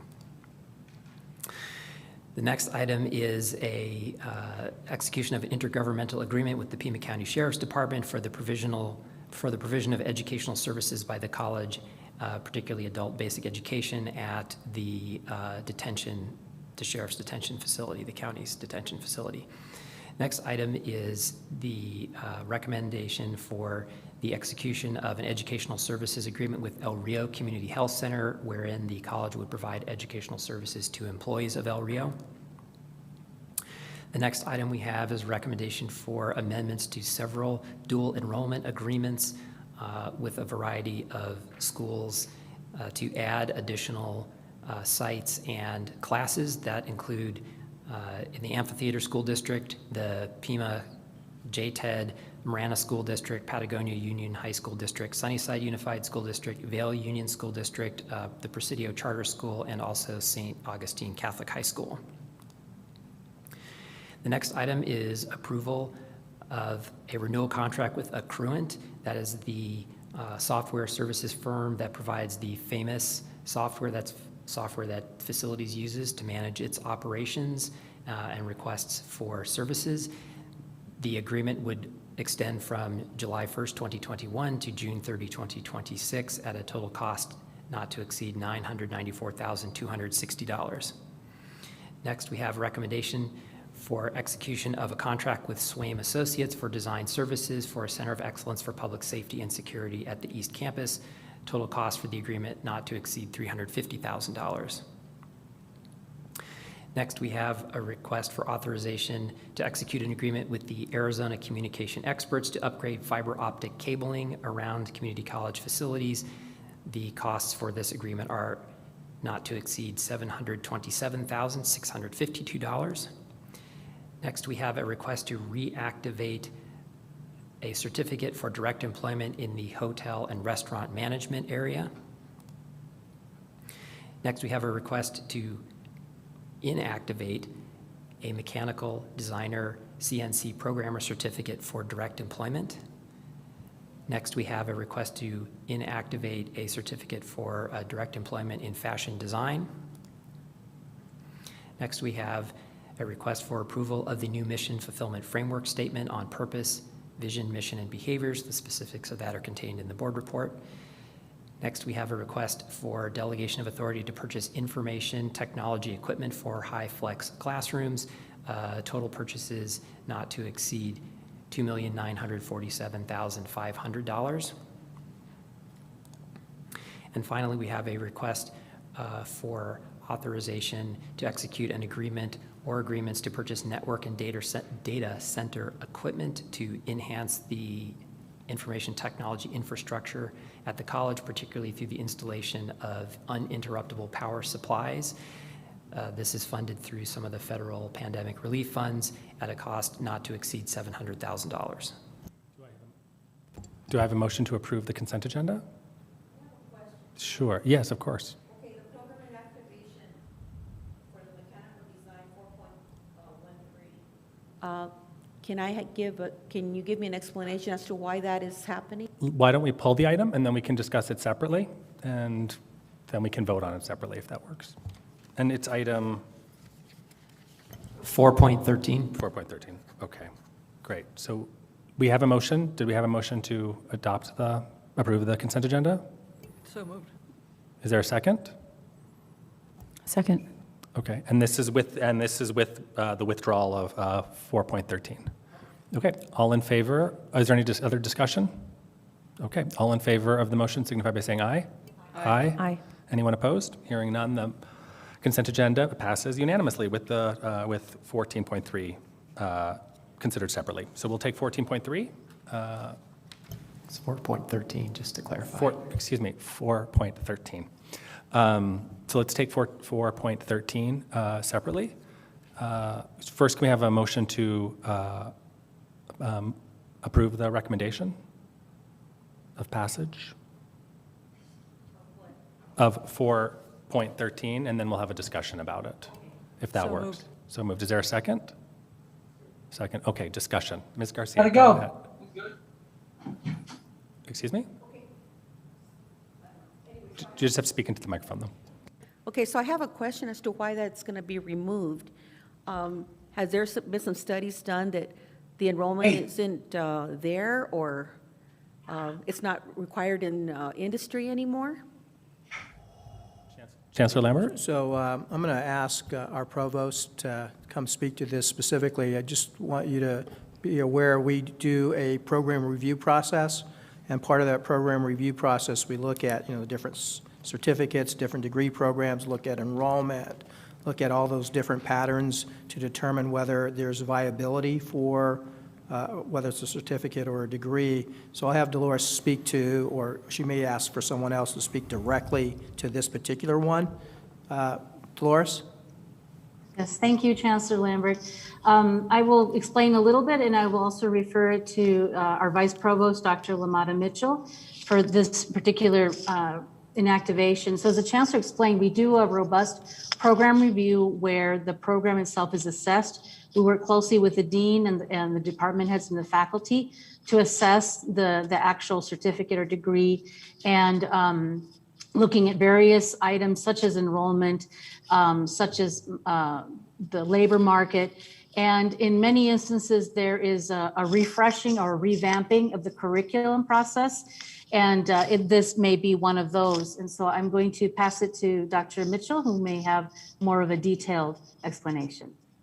Provost is correct. Based upon the advisory committee's recommendation, the program review data that the department looked at, and the work that the faculty in that area has done, they have decided that they would like to revamp the entire program so that the certificate really does speak to the competencies that our local employers say they expect the students to be able to demonstrate on day one.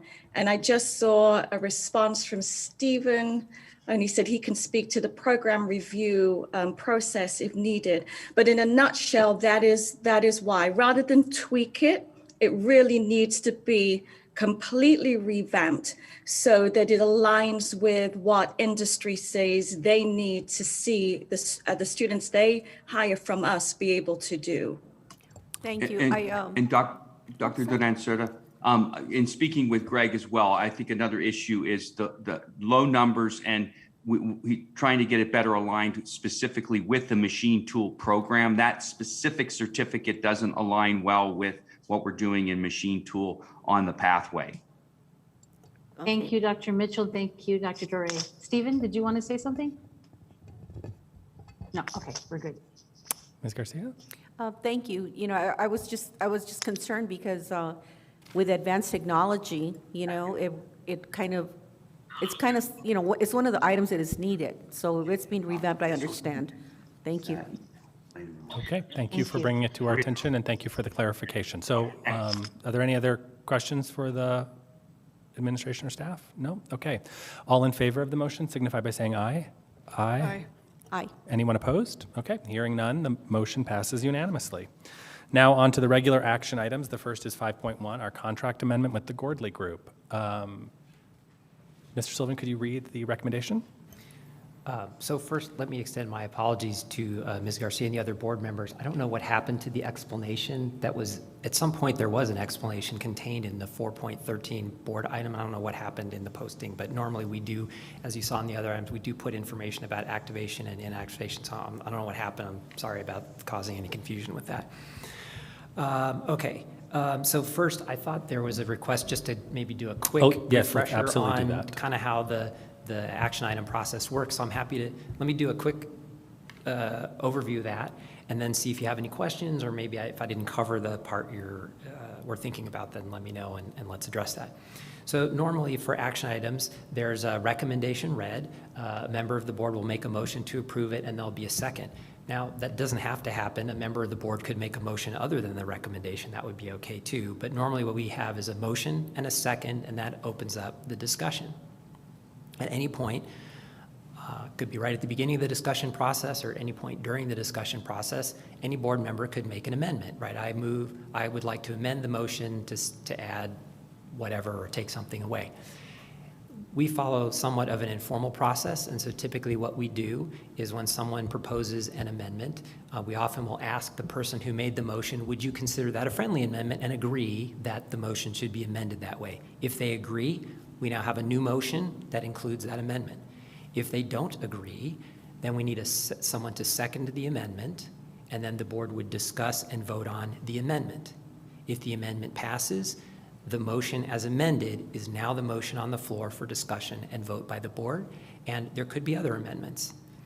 If the amendment does not get voted by a majority of the board, then the original motion as it was made remains the motion on the floor for further discussion and vote by the board. Does that?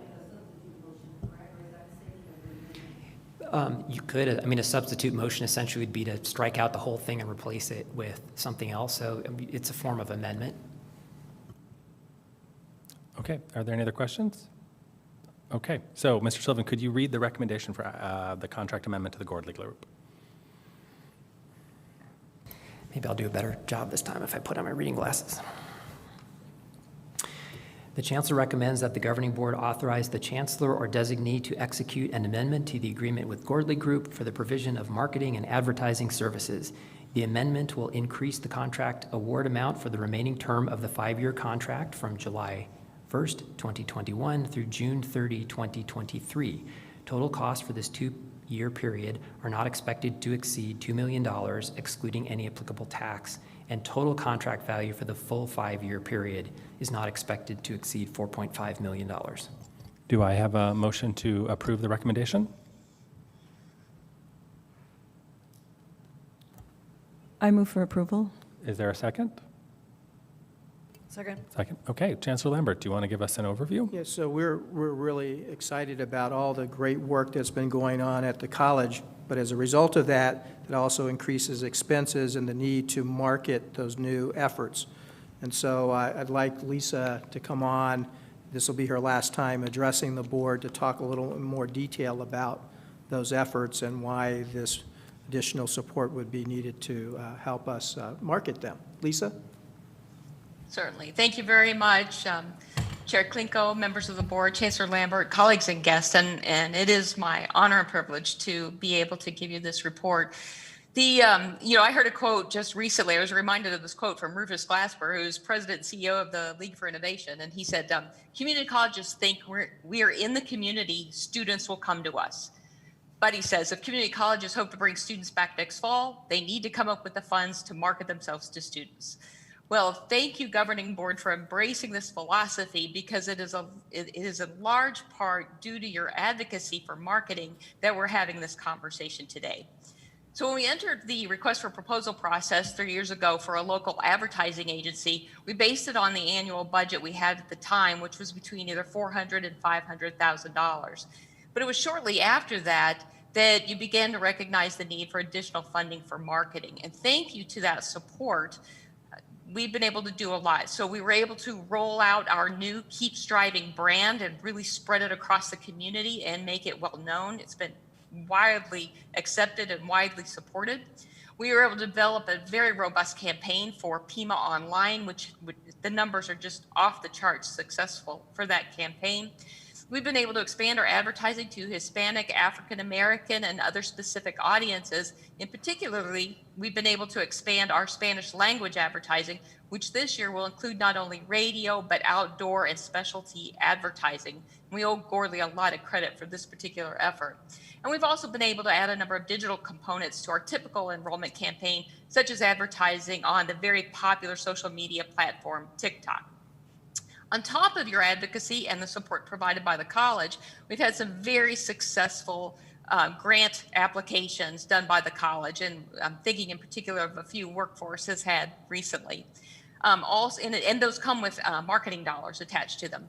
Also, we've had several individual programs who have identified marketing dollars in their operations budgets that we've been able to use to help them increase applications and enrollments to their program, specifically this year, paralegal and law enforcement as 2 examples.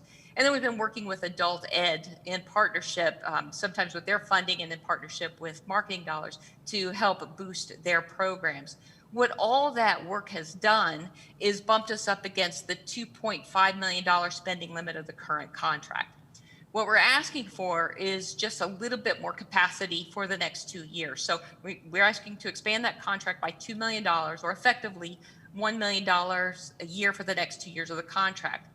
Now, we don't expect necessarily spending that much with Gordley. This year, we're going to spend about $700,000 with them.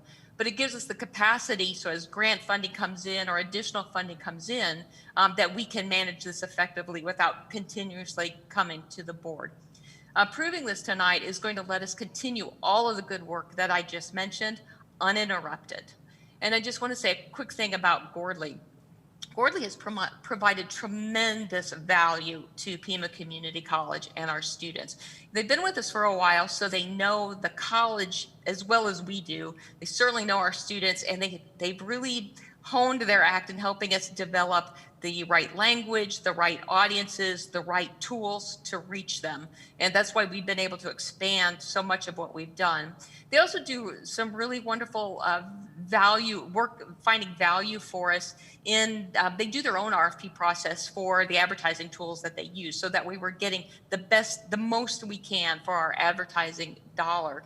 And they've also been really successful in bringing us unique opportunities. So just for example, this year we're going to be marketing with the Sugar Skulls, which we were going to do it last year, of course, until the pandemic, but we get to do it again this year, And this is a really important demographic. We share a demographic with the Sugar Skulls audience. Gordley, as I mentioned, has been responsible for helping us expand our Spanish language advertising. And they've also brought us special opportunities, like a recent one with El Imparcial, which allowed Dolores Duran-Cerda Provost to be interviewed for that publication. So we really feel like we have a lot of momentum going right now. We're excited about where we're going. Our enrollment numbers for this coming fall are looking really promising. Summer looks fantastic. And this is the work that we would like to continue with your approval. If I can answer any questions. Are there questions from the board? Okay, I don't hear any. Okay. So we'll close the discussion and we'll have a vote. All in favor of the motion signify by saying aye. Aye. Aye. Anyone opposed?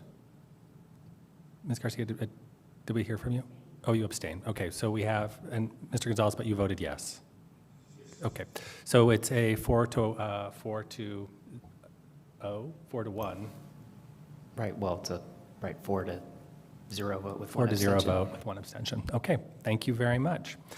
The next item is our 5.2 contract with Train US Inc. For the Synestics Sphere antibacterial devices. Mr. Sylvan, could you read the recommendation? Thank you, Mr. Chair. The Chancellor recommends the Governing Board authorize the Chancellor or designee to execute an agreement with Train US Incorporated for the purchase and installation of Synexus Sphere antimicrobial devices. Total costs for the agreement are not expected to exceed $1,189,310. Do I have a motion to approve the recommendation? So moved. Is there a second?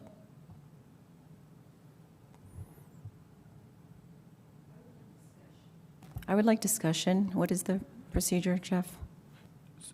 So, yeah, so we need to have a second, and then we can have a discussion, and then we could have an amendment to the motion. Okay, second. Okay, so a discussion. So we'll start with the presentation from Chancellor Lambert's team, and then discussion. So as all of you know, one of the points that David Doré, president of campuses, made earlier was a lot of our employees are really anxious about coming back into our spaces. They want to make sure that they're coming into a clean, healthy environment. And so as a result of that, we have been looking at a solution that would help address the indoor air quality for our employees, our students, and the like. So as a result, we're recommending that the board approve this recommendation, but also recognize that the funding source for this would come out of the HERF money that we're receiving. So it's not coming out of existing college dollars. So with that, I'm going to have Bill Ward and David B. follow up with additional questions or comments that you may have. So Chancellor Lambert, are they going to give a presentation, or are we they'll just answer questions? Dave, or Bill, did you have a specific presentation you wanted to roll out, or you just want to answer questions? I can give information if you would like, Okay. Chancellor. Okay. Chair Klinko, members of the board, Chancellor Lambert, students, colleagues, and guests. And so to give you a little history about, or a little knowledge about this piece of equipment or these pieces of equipment, is what you have in front of you is the college is looking at purchasing about 556 Synexus spare units to be installed in all PC classrooms district-wide. So it's not in every building, I mean, it's not in every area, it's mainly in the classrooms. The units are stated to create dry hydrogen peroxide from, and I don't need to get into the whole technical part of it, but the deal is that the idea to be utilizing these units, as the chancellor talked about or said earlier, is that the reduction of the coronavirus in the air after 60 minutes. A single sphere is stated to treat about 1,000 square feet. The units are approximately 19 inches in diameter, weigh about 14 pounds. The sphere is a portable unit that can be mounted on the wall and operate from a standard electric wall outlet. Units are advised to be left running 24/7, so it's something that we would have running all the time for a maximum effectiveness. Also, too, as part of this project is the idea is to install, which is a portion, is to install indoor quality testing equipment in 6 areas and monitor for 2 weeks, then install a sphere in each area to operate and perform an indoor air quality measurement for comparability.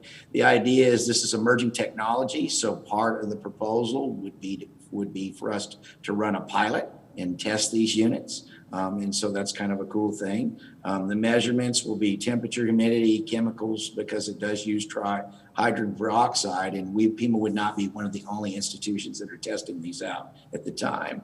And then the proposal also includes training for PC staff on installation and servicing the spares. With the 566 proposed units, the electrical consumption is estimated at about, I figured I'd say that's about 4,000 in electricity with all of these little units within a month, but that's all over the college district, so that's not a whole lot of money. The lifespan is projected for about 10 years, so they'll last that long. Units require consumable changes every 3 months for operations and maintenance per approximately 20 minutes each, 741 hour total hours of operation. Says the cost and consumables, and that would mean like they have like a little filter and a little unit inside them that would have to be replaced. And so that's about $194. So annually, or let's see here, is what we have there. And then the university institutions utilizing the system is University of Oklahoma and Kansas State University. And that's what I have. That's all that I have related to what we have here with these pieces of equipment. Okay, questions from the board? Ms. Ripley first, because you said you had a discussion, and then we'll go to Ms. Garcia. Yes, so can you, if you said this, I apologize, but these would be installed in every classroom, or how many classrooms would they be installed in? And how many total classrooms do we have, if you have that data at the tip of your fingers? And of those, how many would get these? Well, this is the majority of our classrooms. I don't have that data at the tip, but I can get that to you. But the idea would be to put them, like I said, all over the college district in the main rooms, but I can get you an updated amount as to how many classrooms. But I did miss something too. The consumables are estimated at $350 per unit. And so what that means is that we have to, we would have to replace those every so often. And so I didn't say that correctly earlier. So $350 per unit per year, in addition to the purchase price of $1 million. It could be approximately $194,600 annually total. And that's something that we will need to talk with the train company about related to these units, because there's some information related to how long they can operate without having the consumables changed or replaced. And so, but at the end of the day, I think that would be the top price of that, but I feel that we could probably knock that down if needed. Ms. Garcia? Okay, so so you're saying that it's going to cost $194,000 a year to maintain these units. Is that I correct? do feel that at the first part, when we purchase the system, I'm pretty sure, then I'd have to fully look at the proposal, but that I think it is covered in the first year. But that is a cost that we would need to prepare for as we move forward. And the reason why I brought up what I said is because on one thing, it looks like we may have to change them annually, but then we also found another study that basically states, and I think it relates to their technical data, that we may only have to change them every 2 years. And so that's something that if the board approves, that's something that we would need to verify with the company and train. Okay, and then my next question is, who will do the replacement? I think you said PCC, or is it Drain?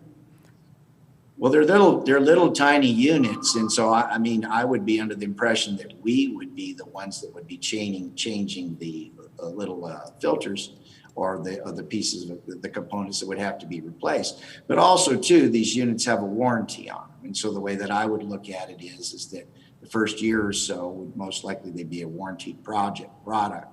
But like I said before, if we did it annually, it would be in the $190,000 range. And then my next one. That would be in the second year. And then also just Ms. Garcia, Dr. B had his hand raised, so I'm not sure if it was germane to your question. Okay. Yeah. Well, and then we can come back. Go ahead, Dr. B. Just to, I think, support what Bill was saying is that the high end estimate would be the almost 200,000. The current thought is that it needs to be done every 2 years, which would cut that cost in. Agreed. Okay, Ms. Garcia. Okay, so the next question is, so this is Virgin Technology. I think I looked this up and I didn't see anything where it was approved by the CDC and ASHRAE. It isn't certified.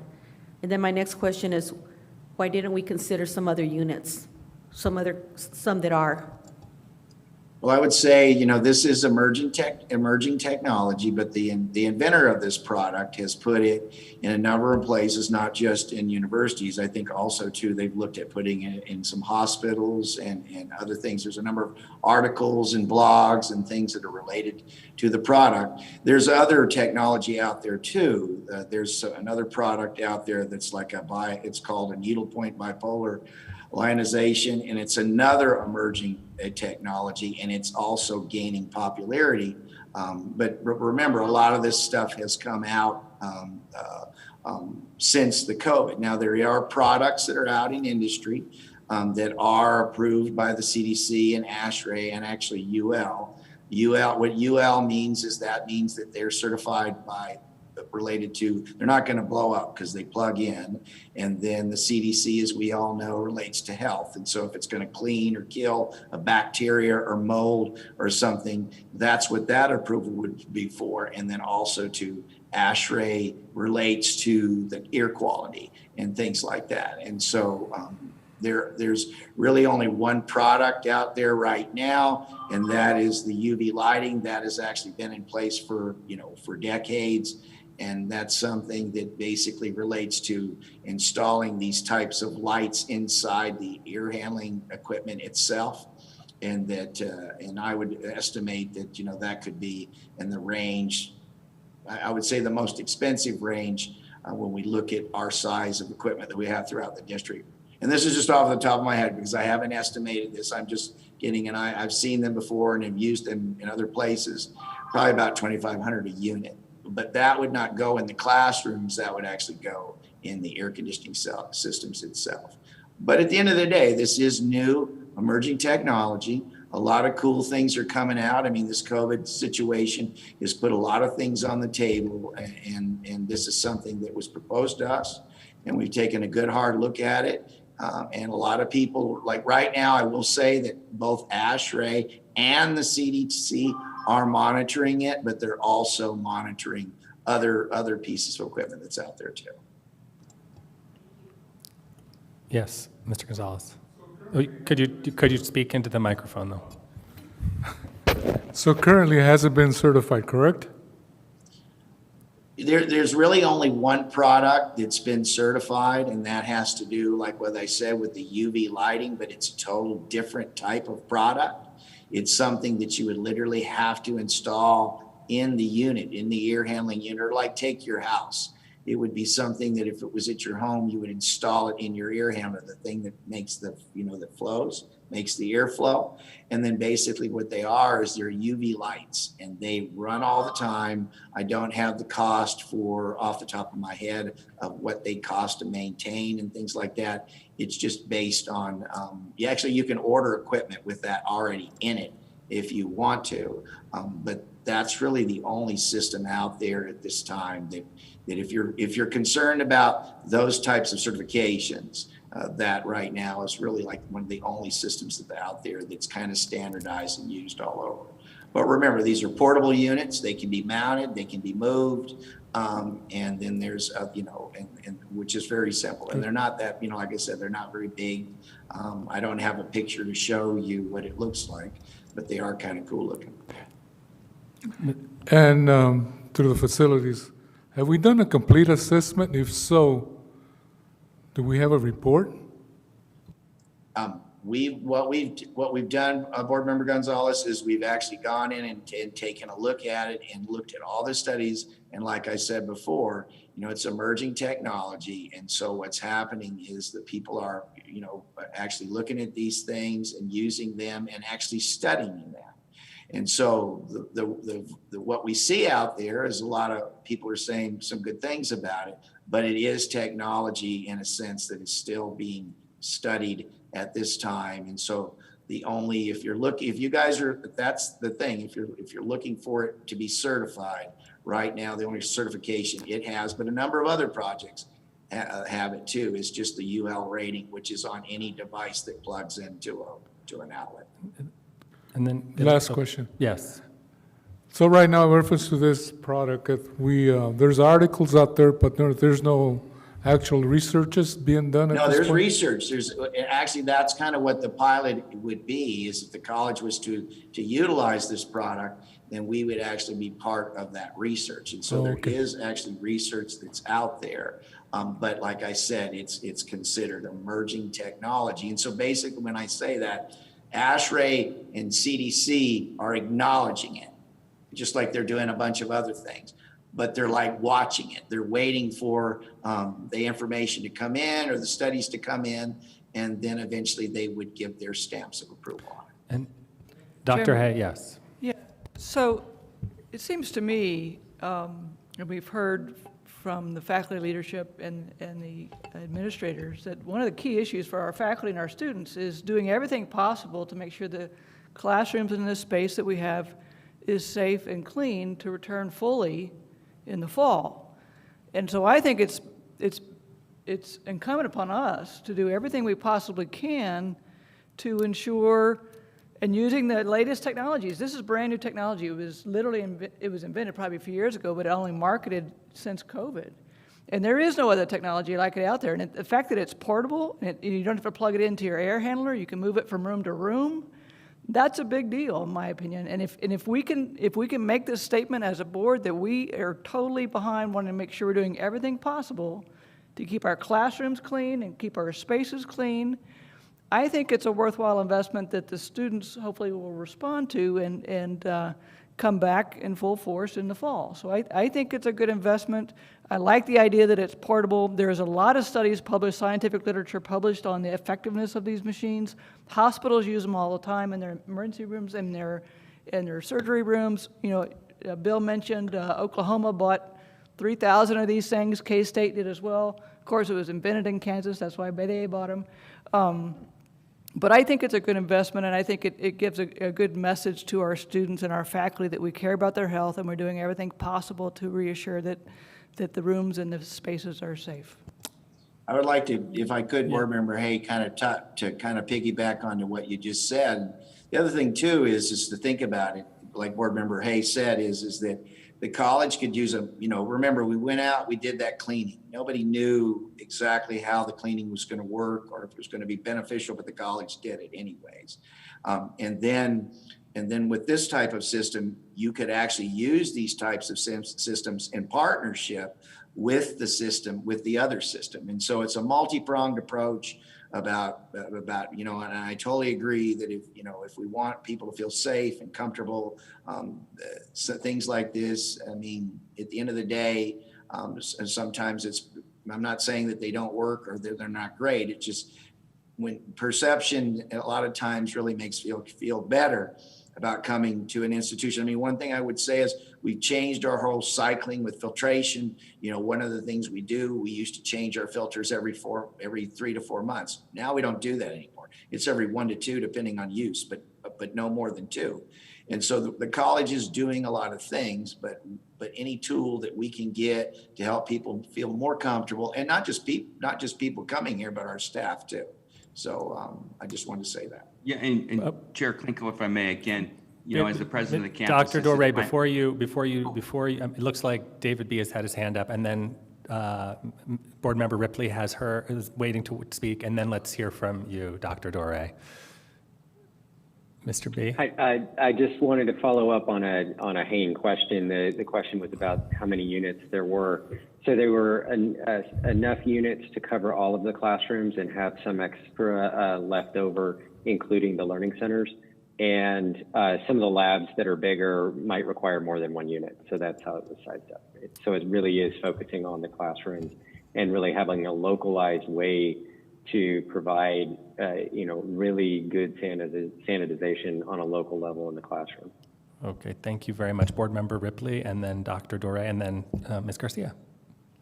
Okay, great. Thank you very much for the clarifications. Conceptually, I totally agree, and I think that the question was more, we just wanted to make sure we chose the right company. And I have, not this company, but I have one in my house, so I know the value, but it goes beyond just micro substances in the air, but it's also, dust and pollen, and you know that pollen in this area. So I would also, when we decide where and when the installation would happen, that we take care of our staff and the common areas as well, if at all possible, because it is it's not just health, but also quality of life and quality of work day to day for the people that work here every day. Thanks. Dr. Doré? Yeah, I was going to say, I'll leave the right system to the experts, but I just really want to emphasize, as the president of campuses, it's my highest priority that our students and our faculty and our staff and all of our employees feel safe. And so I really encourage the board to adopt a solution, because I have been communicating to our employees and to our students that we are doing everything we can to make sure that their air quality is clean and safe. Ms. Garcia? Okay, I guess, I'm concerned, and I would want to, and I appreciate what you guys are giving us. But on the other hand, I would like to know, in addition, what would it cost to do the better system, even though it's more expensive? But there's the thing that goes into the. So Board Member Garcia, I would argue that there isn't a better system. Each of these systems have their pros. Well, one that's certified. And even the certified one has its pros and it has its cons. Remember how it's mounted? It's only attacking the virus and all those other things at the point of entry. Once it comes into the room, it's no longer effective, because it's at the point of entry where it's mounted. And so lots of things can still get into the room that UV is not going to help you with.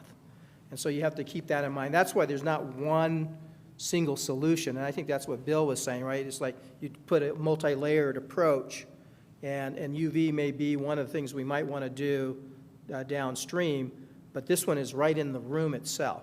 And I think, to Board Member Ripley's point, and she, and I think some of us have used similar things in our houses. So I just want us not to lose sight of that, right? There's no silver bullet here. It's multi-prong, and I think this one is going to be very visible. It's closer to us in terms of that atmosphere, and that's why I support it. Okay. Is there any other discussion? Okay, well then let's have a vote since we have a motion on the floor. So all in favor of the motion signify by saying aye. Aye. Aye. Aye. Anyone opposed? Abstain. Okay, so it's 4-0 with Mr. Gonzalez abstaining. Thank you very much. The next item on our agenda is 5.3, the Downtown Campus Hotel Motel Development. Mr. Sylvan, could you read the recommendation? Thank you, Mr. Chair. The Chancellor recommends the Governing Board authorize the Chancellor or his designee to proceed with the planning, design, and construction for the adaptive repurposing and development of the Downtown Campus Hotel Motel properties. Okay, I will go ahead and make the motion. Is there a second? Second. Second, okay. Chancellor Lambert, do you want to provide Yes. a context and overview? So, we are very excited that the board has supported the acquisition of these 3 hotel properties. And we've, been looking at these properties and trying to envision how we would best use them. And we really believe we have a strong use case for adaptive reuse of these properties. And so we'd like to bring on an architect to go in and design someone who has experience in this area to really allow us to take it and bring it to life for our students and our staff and community, et cetera. So that's why we support this. I also, if you would like to hear a presentation, we'd be glad to do that. So I have our provost who, and I see David's right there. They have put together what the use case would be for these properties. So maybe I'd start there first, and then we can talk about the financial side of this to bring it to life. Go ahead. Sounds good.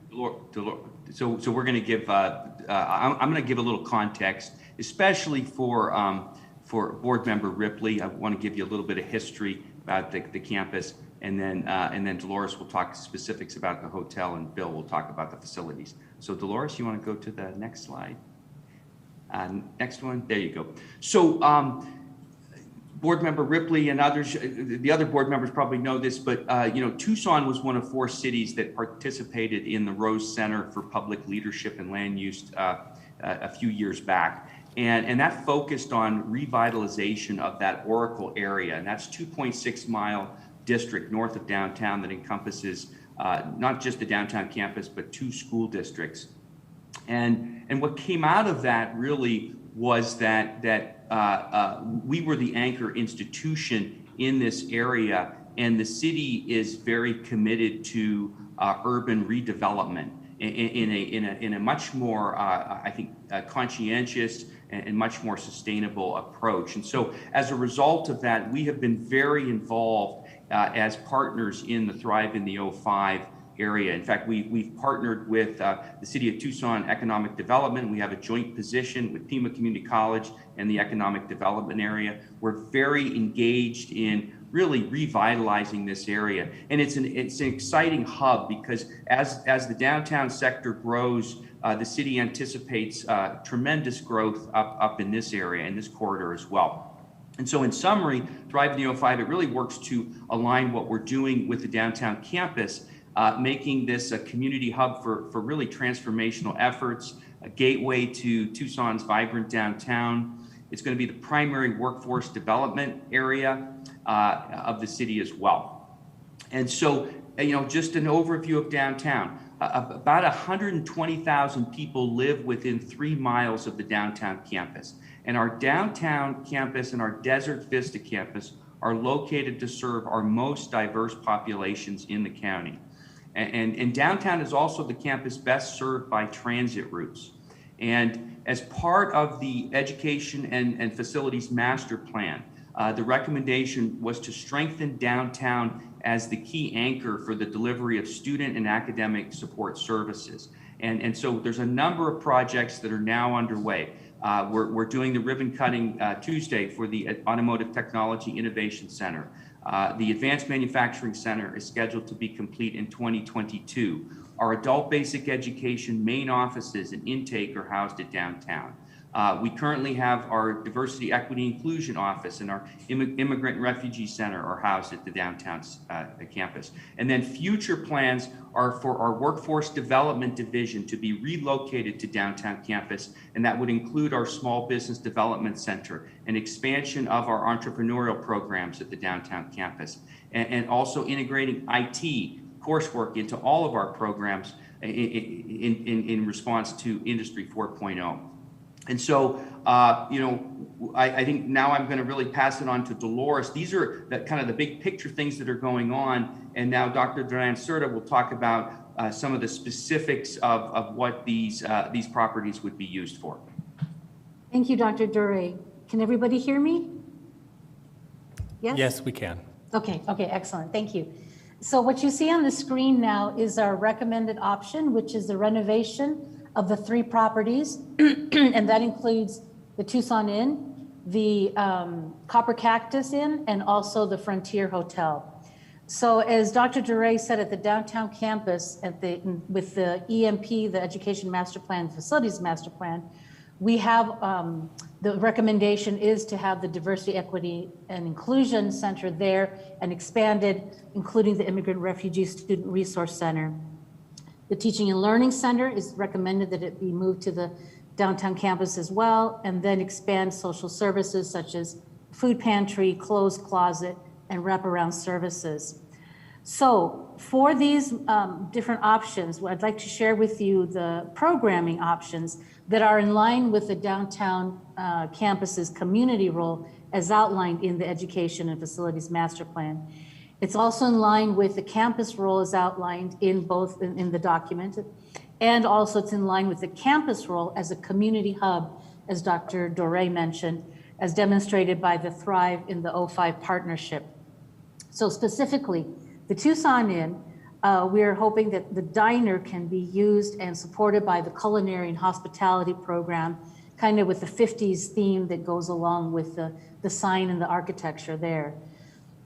For the Copper Cactus, we were thinking about having the Diversity, Equity, Inclusion Center there, and that includes the Immigrant and Refugee Student Resource Center, as well as the Faculty Affairs and Development, which includes the Teaching and Learning Center, Faculty Qualifications, and the Faculty Resource Center headquarters.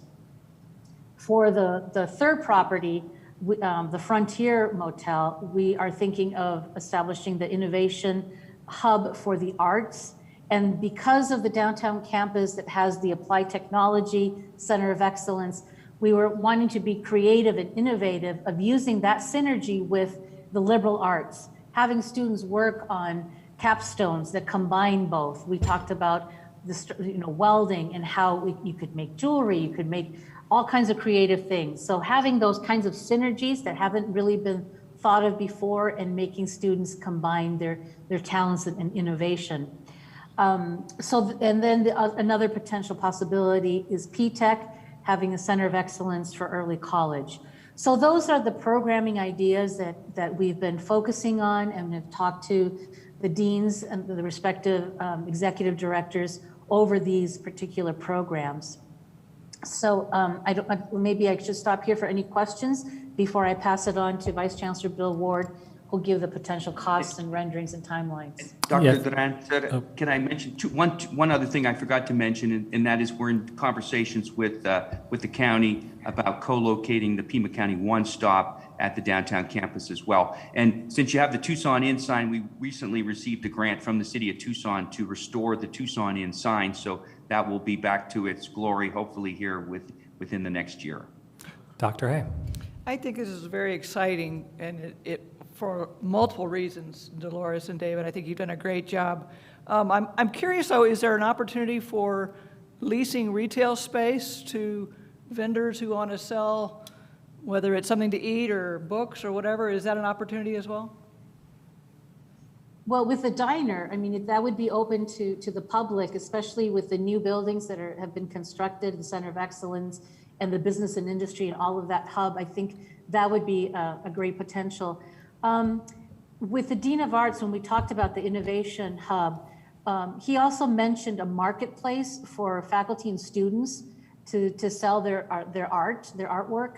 So that is a possibility, as well as community agencies. We are looking into, and Dr. Duray can elaborate on that, on a position that's kind of like a social worker liaison to community agencies. So they could potentially have offices there as well.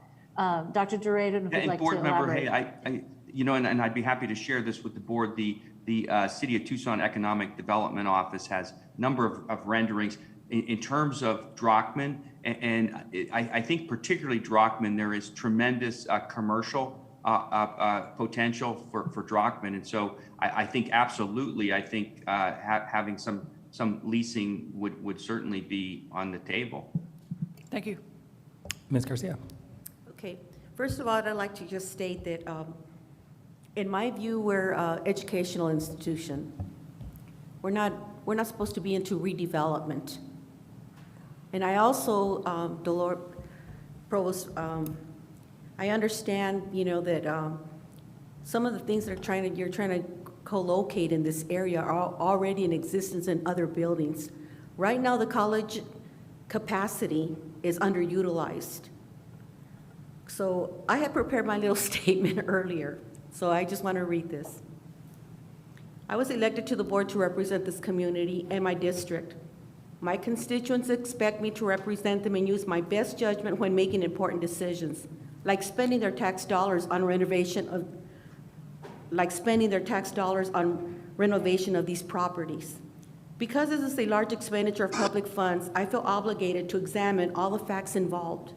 I have made numerous requests to the chair, to the chancellor, and the board, who have heard my request to obtain more information concerning this project, but my requests have been ignored. I also requested a study session on this project. This request was also ignored. I feel that I have been totally disrespected, and I believe I know the reason for this. I cannot vote to approve this project until all my requests have been made. I would also request that my fellow board members do the same. This project involves a considerable amount of money, and we are only given 10 minutes to discuss this project. Presently, we have excess capacity. Mr. Ward, you can tell us exactly how much we have. And it does not make sense to me to be in the business of renovating properties that have little educational value.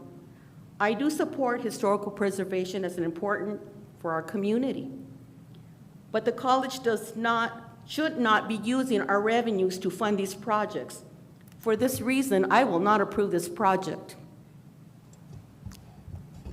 Okay, thank you very much, Ms. Garcia. Are there any other comments or questions from the board? Ms. Ripley? Yes, I think that based on some of the comments, Board Member Garcia's comments, I feel that perhaps the presentation that I received wasn't received by everyone. When I first got here, I had the pleasure of meeting with a lot of the vice chancellors and had a presentation on the different options for the hotels, but not sure what happened in between and how we decided on these options. I mean, one of the options had some parking spaces and a parking garage that would have an ROI. But I sort of feel like there needs to be a little bit more discussion so that we can all come to an agreement on what to do with these already purchased properties. So I would just note that we have had numerous discussions over the last 2 years since we purchased them. They've been included in the master planning work. We've had multiple discussions at study sessions. We've taken tours of the property. You had a tour of the property. Ms. Garcia, please, point of order. You know, we have a process, and we heard your presentation. I'd like to speak for a moment. You know, these buildings are, yes, they're historic. They are on they're on the northern edge of our campus. What's being presented this evening is an opportunity to take programs that need investment, that need to be boosted up. I mean, I look at the list of things that are on that slide, and those are all programs that, as a board, we have said over and over again we're committed to. I mean, we're committed to a refugee center. We're committed to all of the different things that are on that side. And what I think we're seeing is the blending of multiple community priorities. That's what I'm hearing from David Doré, our Vice Chancellor, Dr. Doré, what? President of campuses. President of campuses, sorry. President of campuses. But it's how do you blend all of these things together? How do we blend community initiatives with our educational services to benefit our students?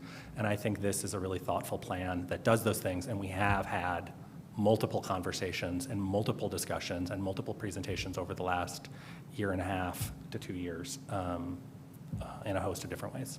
Mr. Chair, can I? Yes, Chancellor Lambert and then Ms. say- Garcia. So if you keep in mind, the downtown campus, the Roosevelt Building, well, that was a adaptive reuse.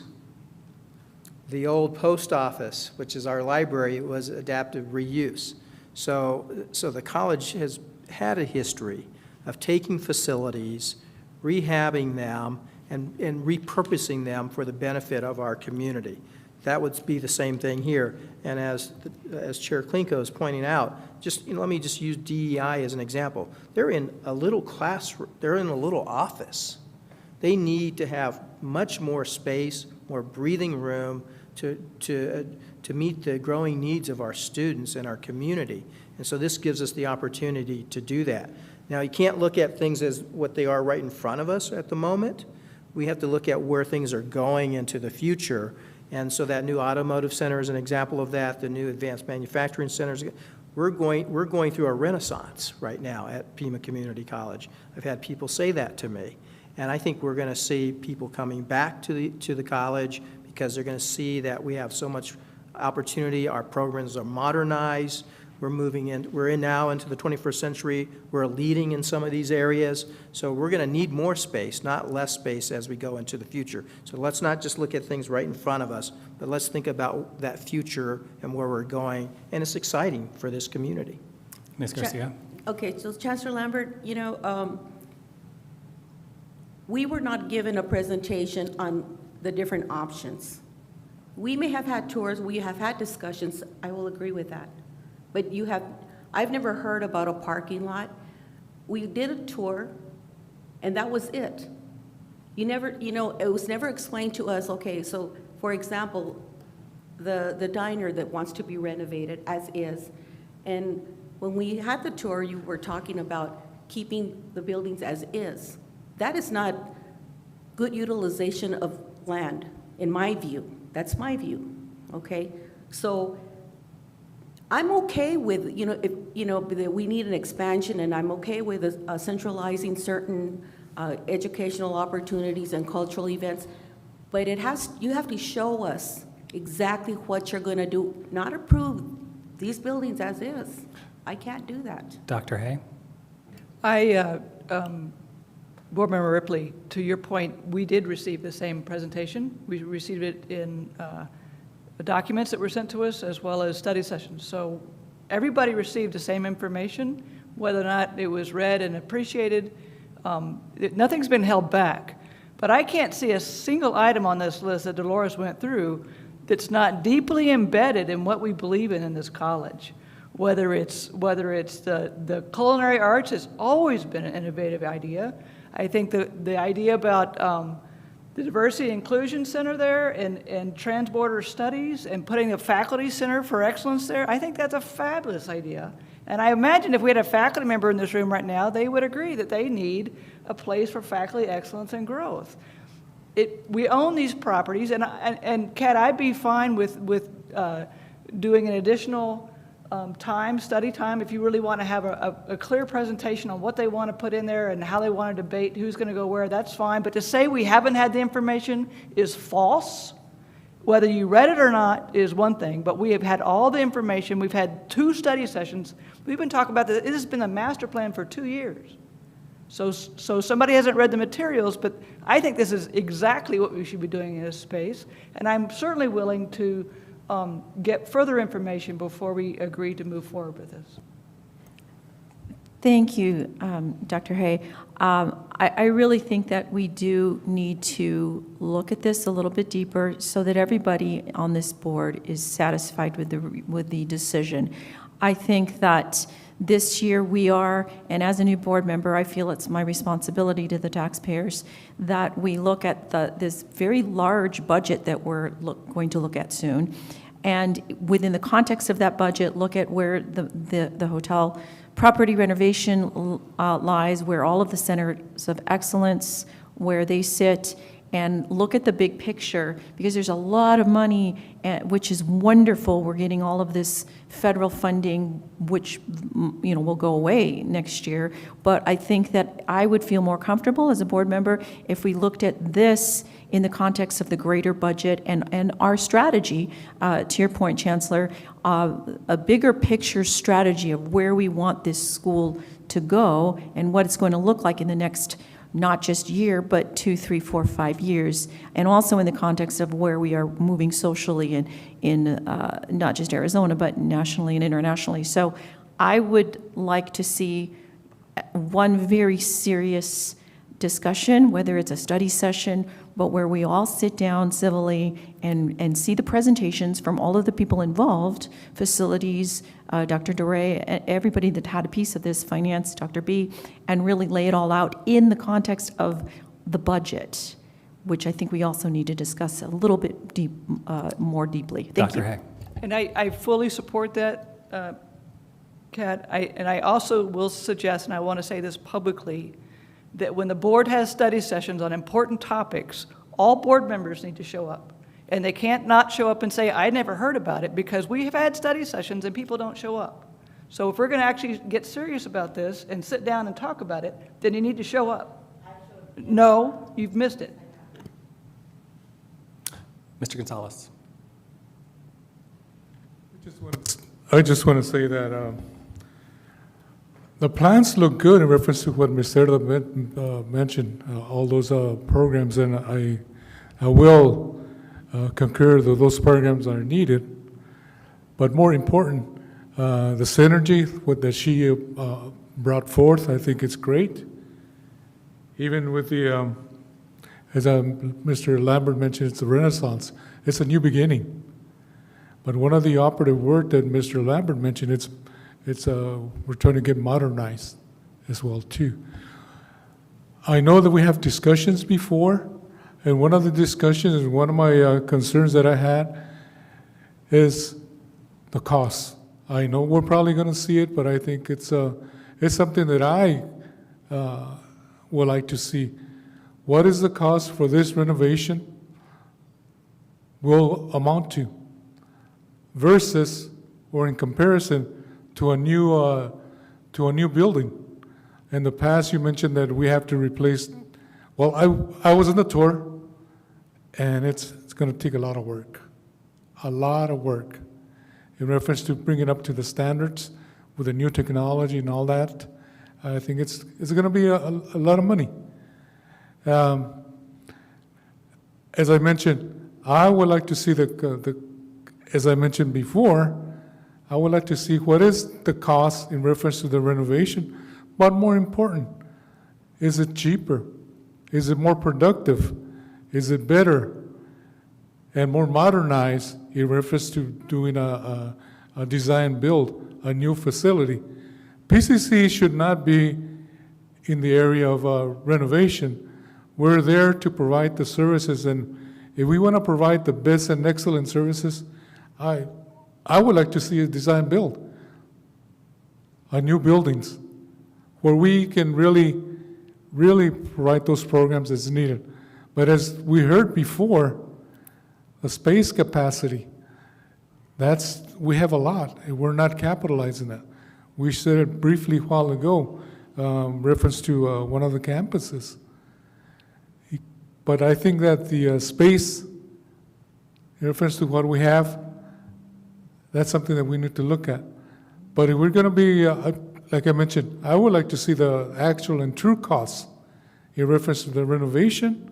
But more important, what would it be? Is it more cost effective to do a new building, a design build in reference to the programs? I don't know. And I think that's the other area that we're going to be looking at. But as I mentioned before, with Ms.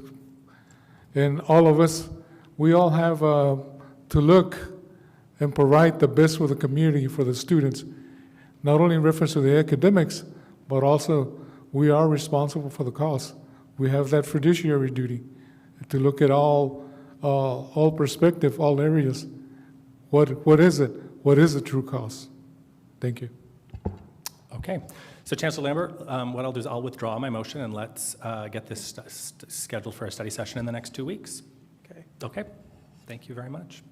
The next item on our agenda is the capital budget plan for fiscal year 2022. We have 10 minutes.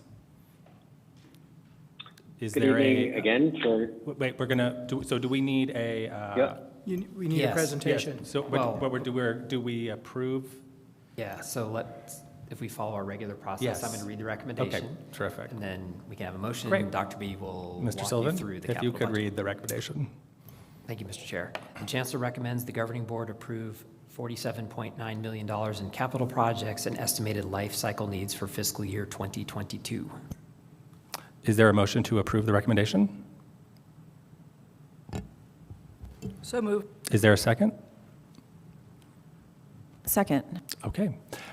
Discussion, Chancellor Lambert? So I'm going to ask Dave to just do a brief presentation on the big picture of this capital proposal. Good evening, Chair Klinko, members of the board, Chancellor Lambert, colleagues and guests. Again, and sorry for interrupting there and going out of order. So in your board packet is the recommended list of capital projects to be folded into the upcoming fiscal year 22 budget.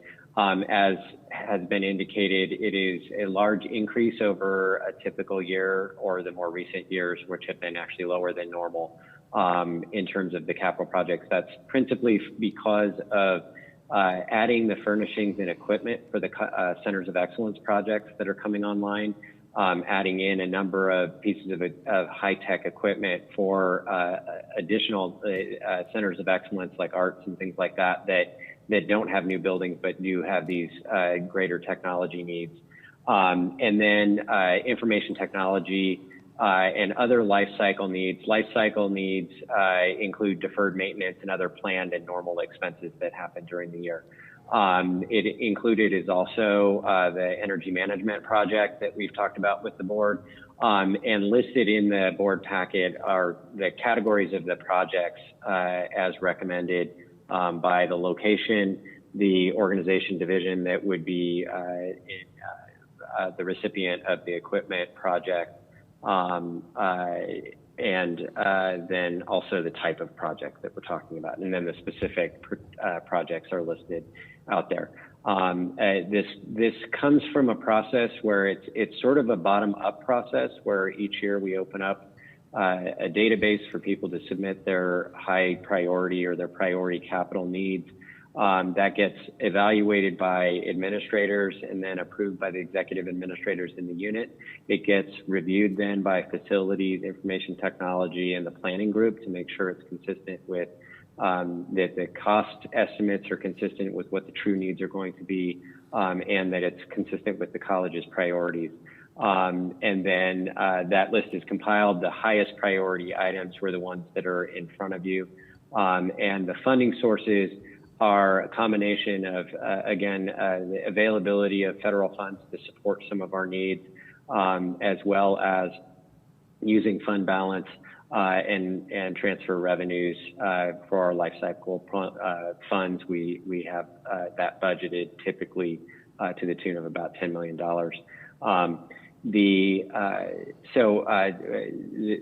This I think addresses and really puts us in a good position related to the conversation that we just had about really taking the college forward with the academic technology needs and capabilities.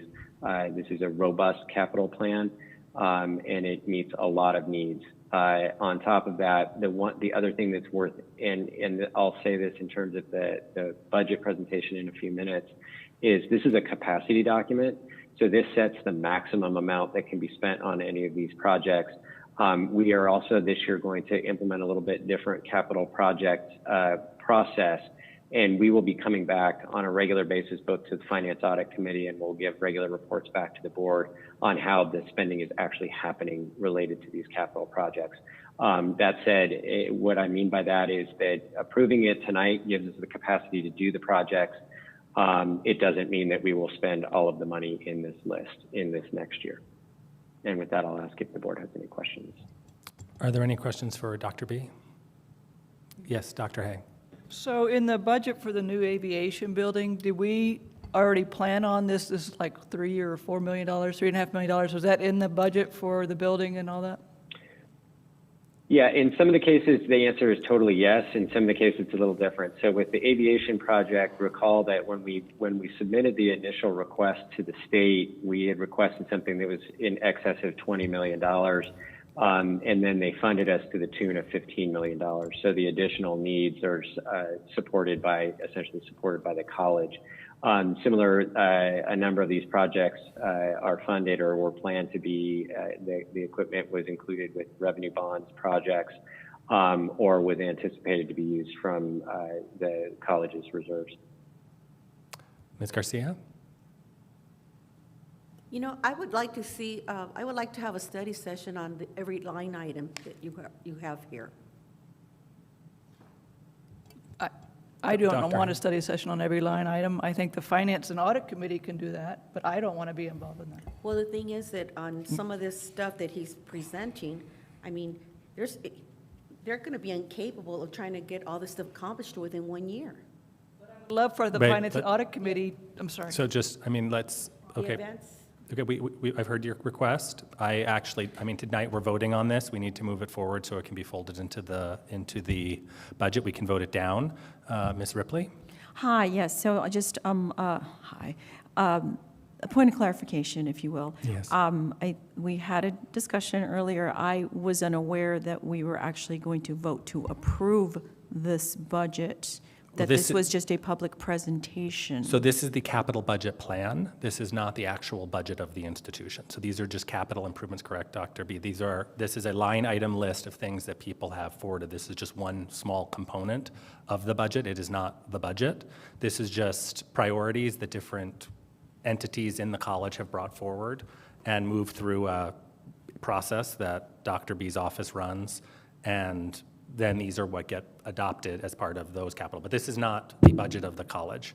The budget of the college, what we're voting on tonight is to whether we should publish it, and that provides a cap on how much we would spend. Okay, so some of these line items can be adjusted or changed or eliminated, or we can add things as long as it stays at the cap? Dr. B, do you want to? Yes. Yes, so, and that's what I'm saying, it's a capacity document, and the budget later is the more critical version of that, where all of these projects are folded into that budget. So this is a subset of that budget. And yes, so what we're saying is this is the absolute max that could be spent by the college. That's important because it goes out to our taxpayers to approve. It doesn't impact the taxpayers because we're not increasing the tax levy and we're not increasing tuition. So this is just so that they're aware of how the college is spending money. And Board Member Ripley, to answer your question more specifically, if a project isn't completed within the year, the cost would be less than this.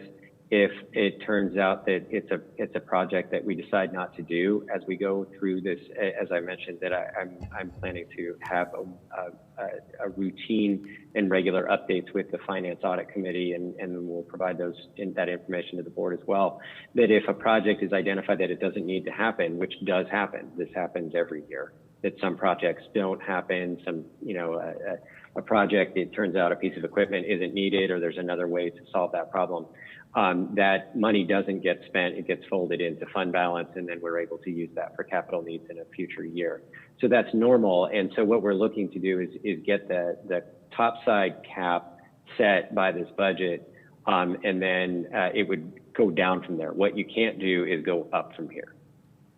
Okay, great. So in essence, it's sort of a living document in that it can be tweaked. Okay, and with that said, with respect for my more savvy financial colleagues, I would like perhaps a one-on-one with you, Dr. B, to go over some of the line items because apologies, I was unaware we were actually voting to approve this. So I would like a one-on-one just to go over the line items, if that's okay. Mr. Chair, if Yes, I might, just Mr. to Sullivan. clarify one other thing, and Dr. B can correct me if I'm wrong.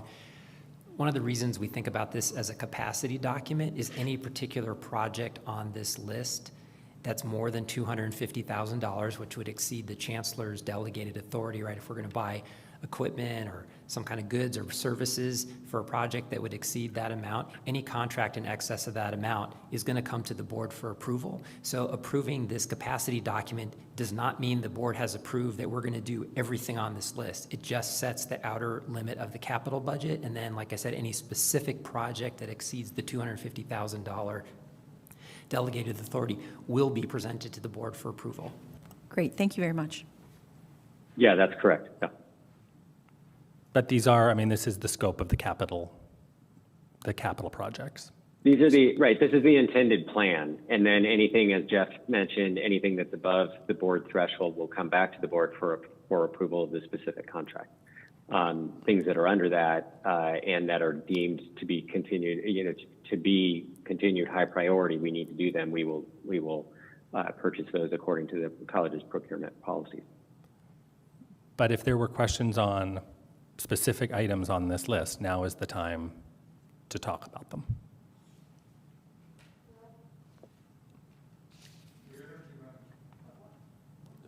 Well, I mean, ultimately, I mean, right, this is the framework that we're going to approve, which is the capital budget, right? This is the capital improvements that are being proposed for the institution. So, ultimately, like what we move forward, it's the outer limit, but these are the projects that will progress. So if there are concerns about specific projects or a specific element, now would be the time to bring it up. So, Ms. Garcia? Okay, so the advanced technology, all that stuff that was presented to us, okay, when is that facility going to be finished? It's not going to be this year, but it's on our budget. Chancellor Lambert? Well, this facility is, as you know, we've already broken ground on it. So our plan is to have it done as we move into hopefully sometime next year around this time period. So potentially we could have it done this upcoming fiscal year. But remember, we also have to start ordering certain things. Even though the building may not be finished, we may start ordering certain equipment and tools that will go into the facility because we know it should be done right around this time frame next year. It's also important, I think, to recognize that we don't purchase equipment just to have it sit around. That if the facility, the timing of these projects is critical. If it's related to a new facility, the timing of the equipment coming in at the same time as the building is ready for the equipment to be used is the plan. That's the goal. That's what we would try to do. Okay, so then. And there's no, by the way, the other thing to say is there's not a downside that if we approve a capital project in this year, in fiscal year 22, and it turns out that it's purchased in August of 22, so fiscal year 23, that would just be a carry forward project. The funds would stay in the capital fund, and then we would carry over that funds to the next year, and you would see it in next year's budget proposal as we were just shifting the money from one year to the other. The capital fund can cross over years, in other words. It doesn't have to be spent in this coming fiscal year. Yes, Ms. Ripley. Okay, two more questions that are different. One is, I'd love to have a one-on-one with you for all these line items. I don't want to waste everyone's time, but can you, just for everybody's awareness, what is contingent projects again?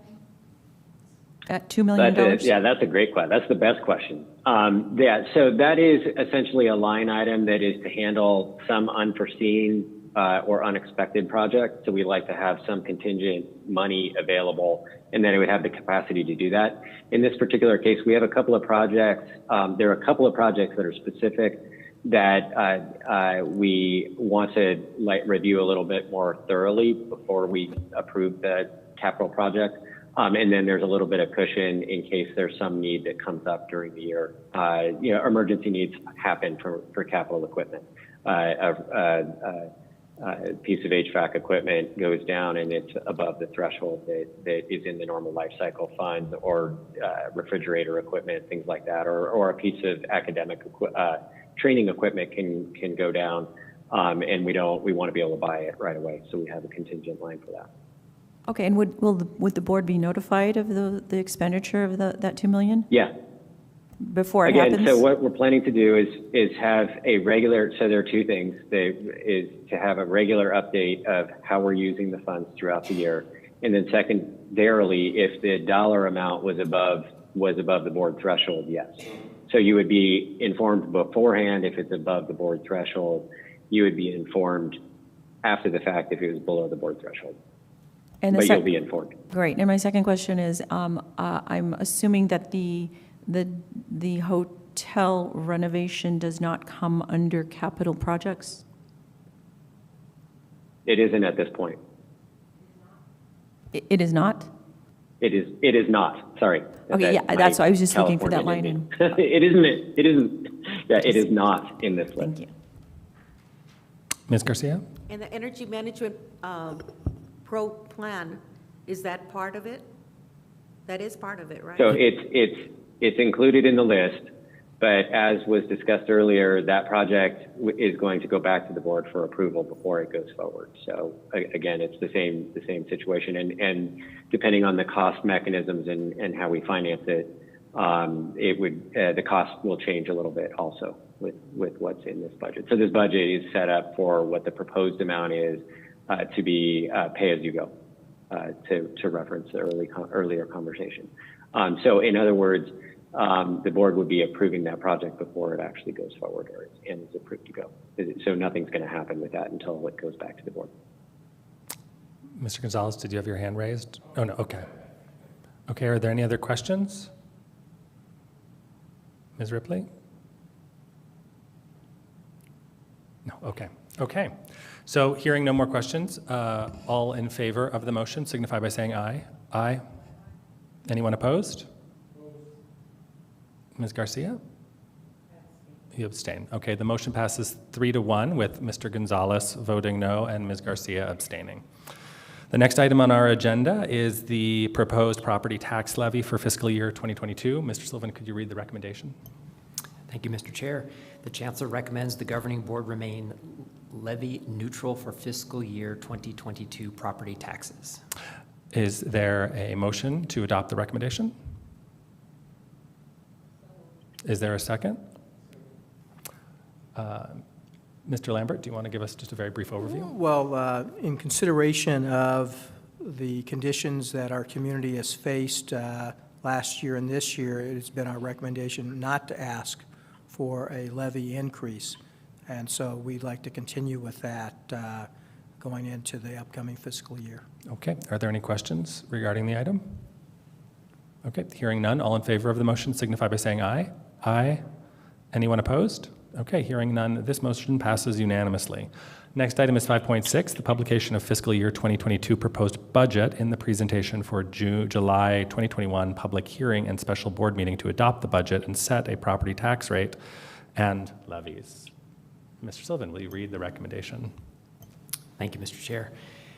The Chancellor recommends the governing board approve publication in accordance with statutory requirements of the fiscal year 2022 budget in the Arizona Daily Star on May 24, 2021 and May 31, 2021, and conduct a public hearing and a special board meeting on June 9, 2021 for the purpose of adopting the budget and setting property tax rates and levies. Is there a motion to adopt the recommendation? Is there a second? Second. Okay. Discussion. Mr. Lambert. So Chancellor Lambert. as you notice in the document presented to you all, that we've outlined the key components of this budget. There will be no tuition increase, no levy increase. It does reflect some other proposed revenues, as well as how that will break down in terms of all funds, general funds, and then the expenditures as outlined. And Dr. B has a presentation? Do you want to do a presentation on this, Dave? Well, I'll defer to the board's preference, but we have a presentation. Let's have it, Dr. B. Okay. Good evening again, and this is a follow-up of the last item, the capital budget. As you know, the budget comes together through a series of actions that happen during the spring and conversations that happen during the spring, and culminate in the presentation tonight, where we put it all together into an all funds budget package. And run it by for approval from the board so that we can take it to the taxpayers in order to do a public hearing in June and formally adopt it in June. So tonight, what it is really about is approving the overall capacity of the budget so that we can take it out for taxpayer review. We will be having a study session on Friday to talk a little bit more detail about the budget, particularly with some of the items within it. Compensation being, I think, one of the primary ones to have a little bit more detailed conversation with the board. But what I'm going to talk to you about is what we've built into the budget in terms of capacity and our ability to handle some of the priorities that we've been talking about with the board. So with that said, and Chancellor Lambert mentioned this, I think, really well a few minutes ago. As I said, it establishes the maximum spending capacity. It doesn't require, you're not required to spend up to that level. We spend under our budget every year, but it does set a maximum that you can't go over. And during the year, reductions happen and slight changes happen, and that's normal and fine. In this particular case, it reflects increased spending capacity due to the passage of 481. So we don't have the same expenditure limitation constraints that we had been operating under prior to that. And then, as we mentioned earlier, the increased flow of federal funds, and then there are potentially other funds. We put in a request for state funds also to help us with some of the capital requests that we have and some of our other infrastructure requests that come in.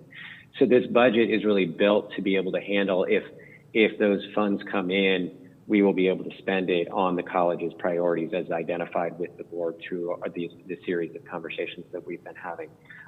As always, we try to prioritize employee compensation. That is the comprehensive version or definition of compensation, salary increases, salary and wage increases, and then also benefits in this particular year. In the budget right now, we have built in an increase to the salary scales of 2% plus $1,000 for regular employees.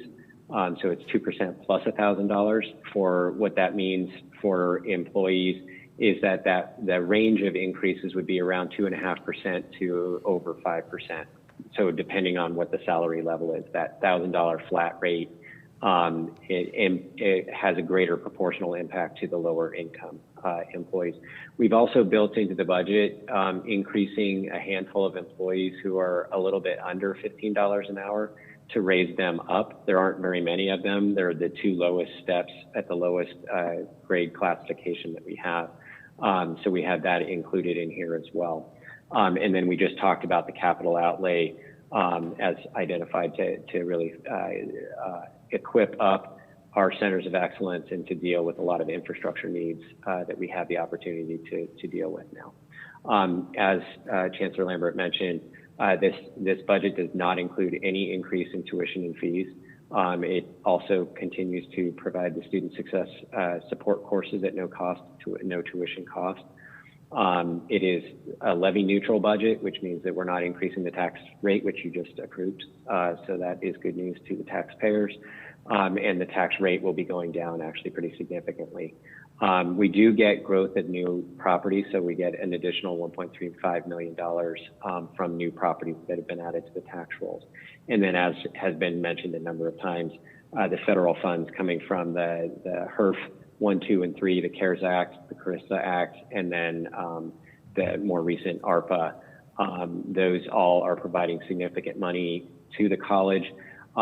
We just found out this week that the third HERF is going to result in about a little more than $19 million of direct student aid support. And it also has $18.8 million of institutional support. So we have additional funds coming in beyond what we've already received through the first two HERF acts. As I mentioned, salaries and wages, the college on top of the salary recommendation that we've put in, or what we folded into the budget that we'll talk a little bit more about on Friday. We've also, the increased costs for medical and for improving and enhancing the short-term disability program and funding up the public safety retirement system are folded into the budget. So those are all college absorbed benefit costs.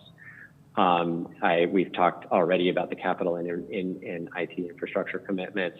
And then what we do is through a series of these priorities, what we've mentioned to the public in the Prop 481 here, the things that we're looking to do on the chancellor's goals and then the strategic plan goals.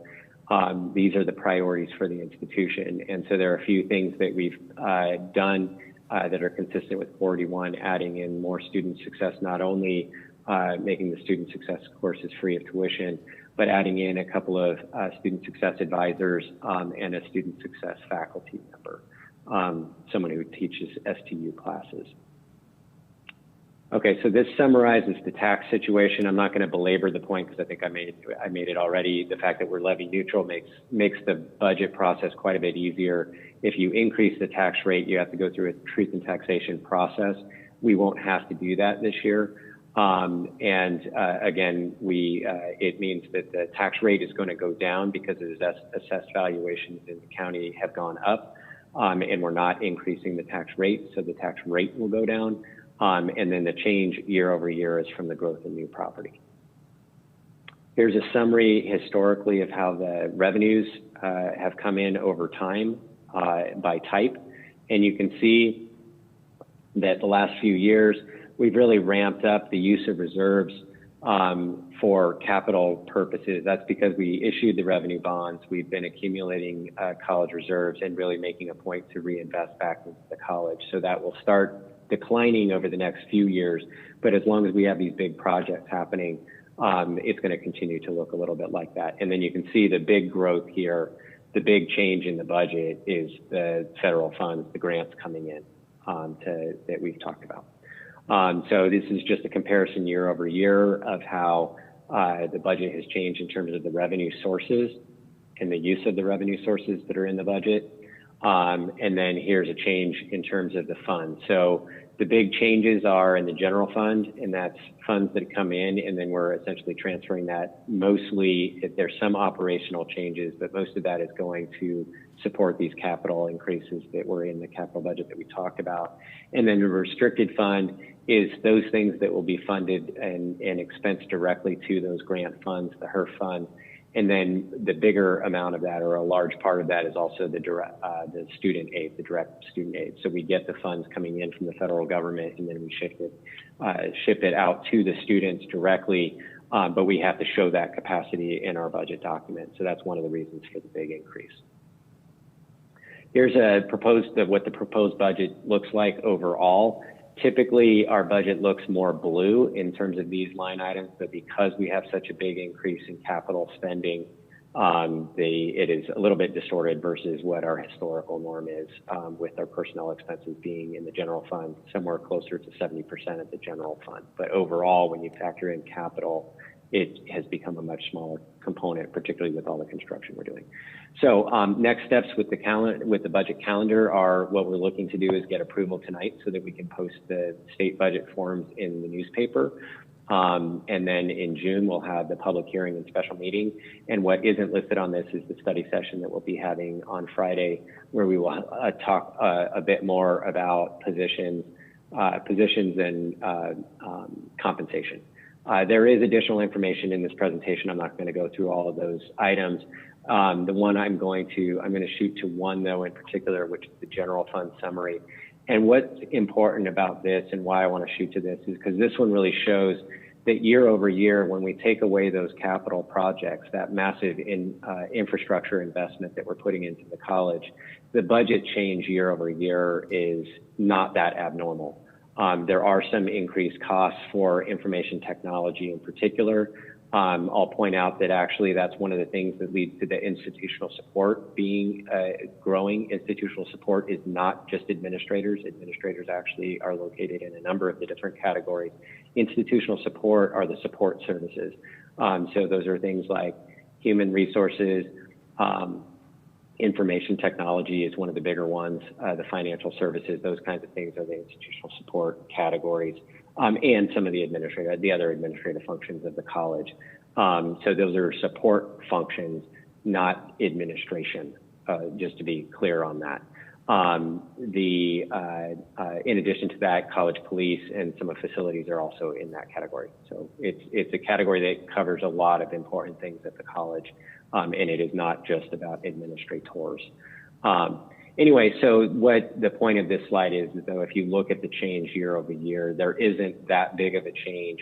And the change is primarily based on the compensation increases and then small amounts of utility increases and then IT license changes that are mostly related to the pandemic and some of the additional things that we're doing from a technology standpoint. So those are the things that I wanted to make sure we hit tonight.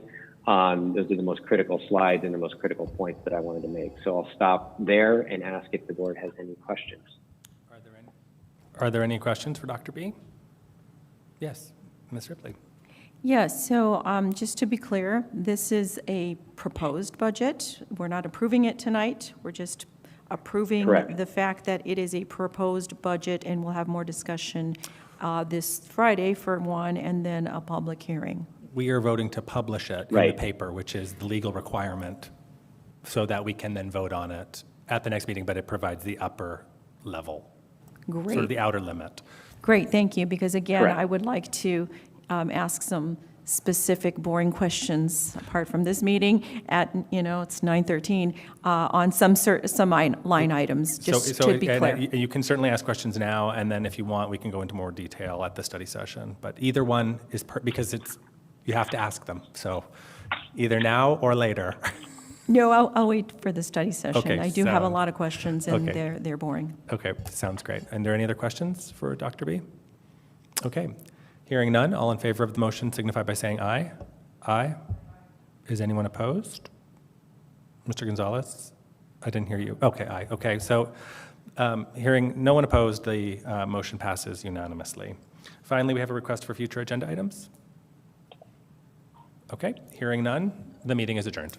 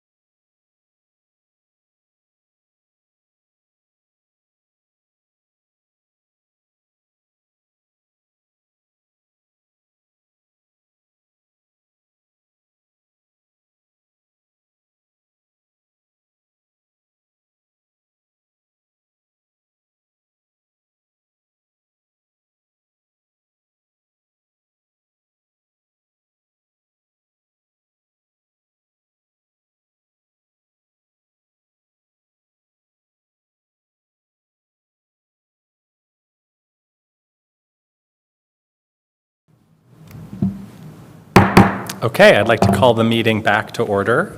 We hope that the technical difficulties have been resolved, but we trust that people will notify us. Okay, I'd like to call the meeting back to order. We hope that we're actually having some feedback.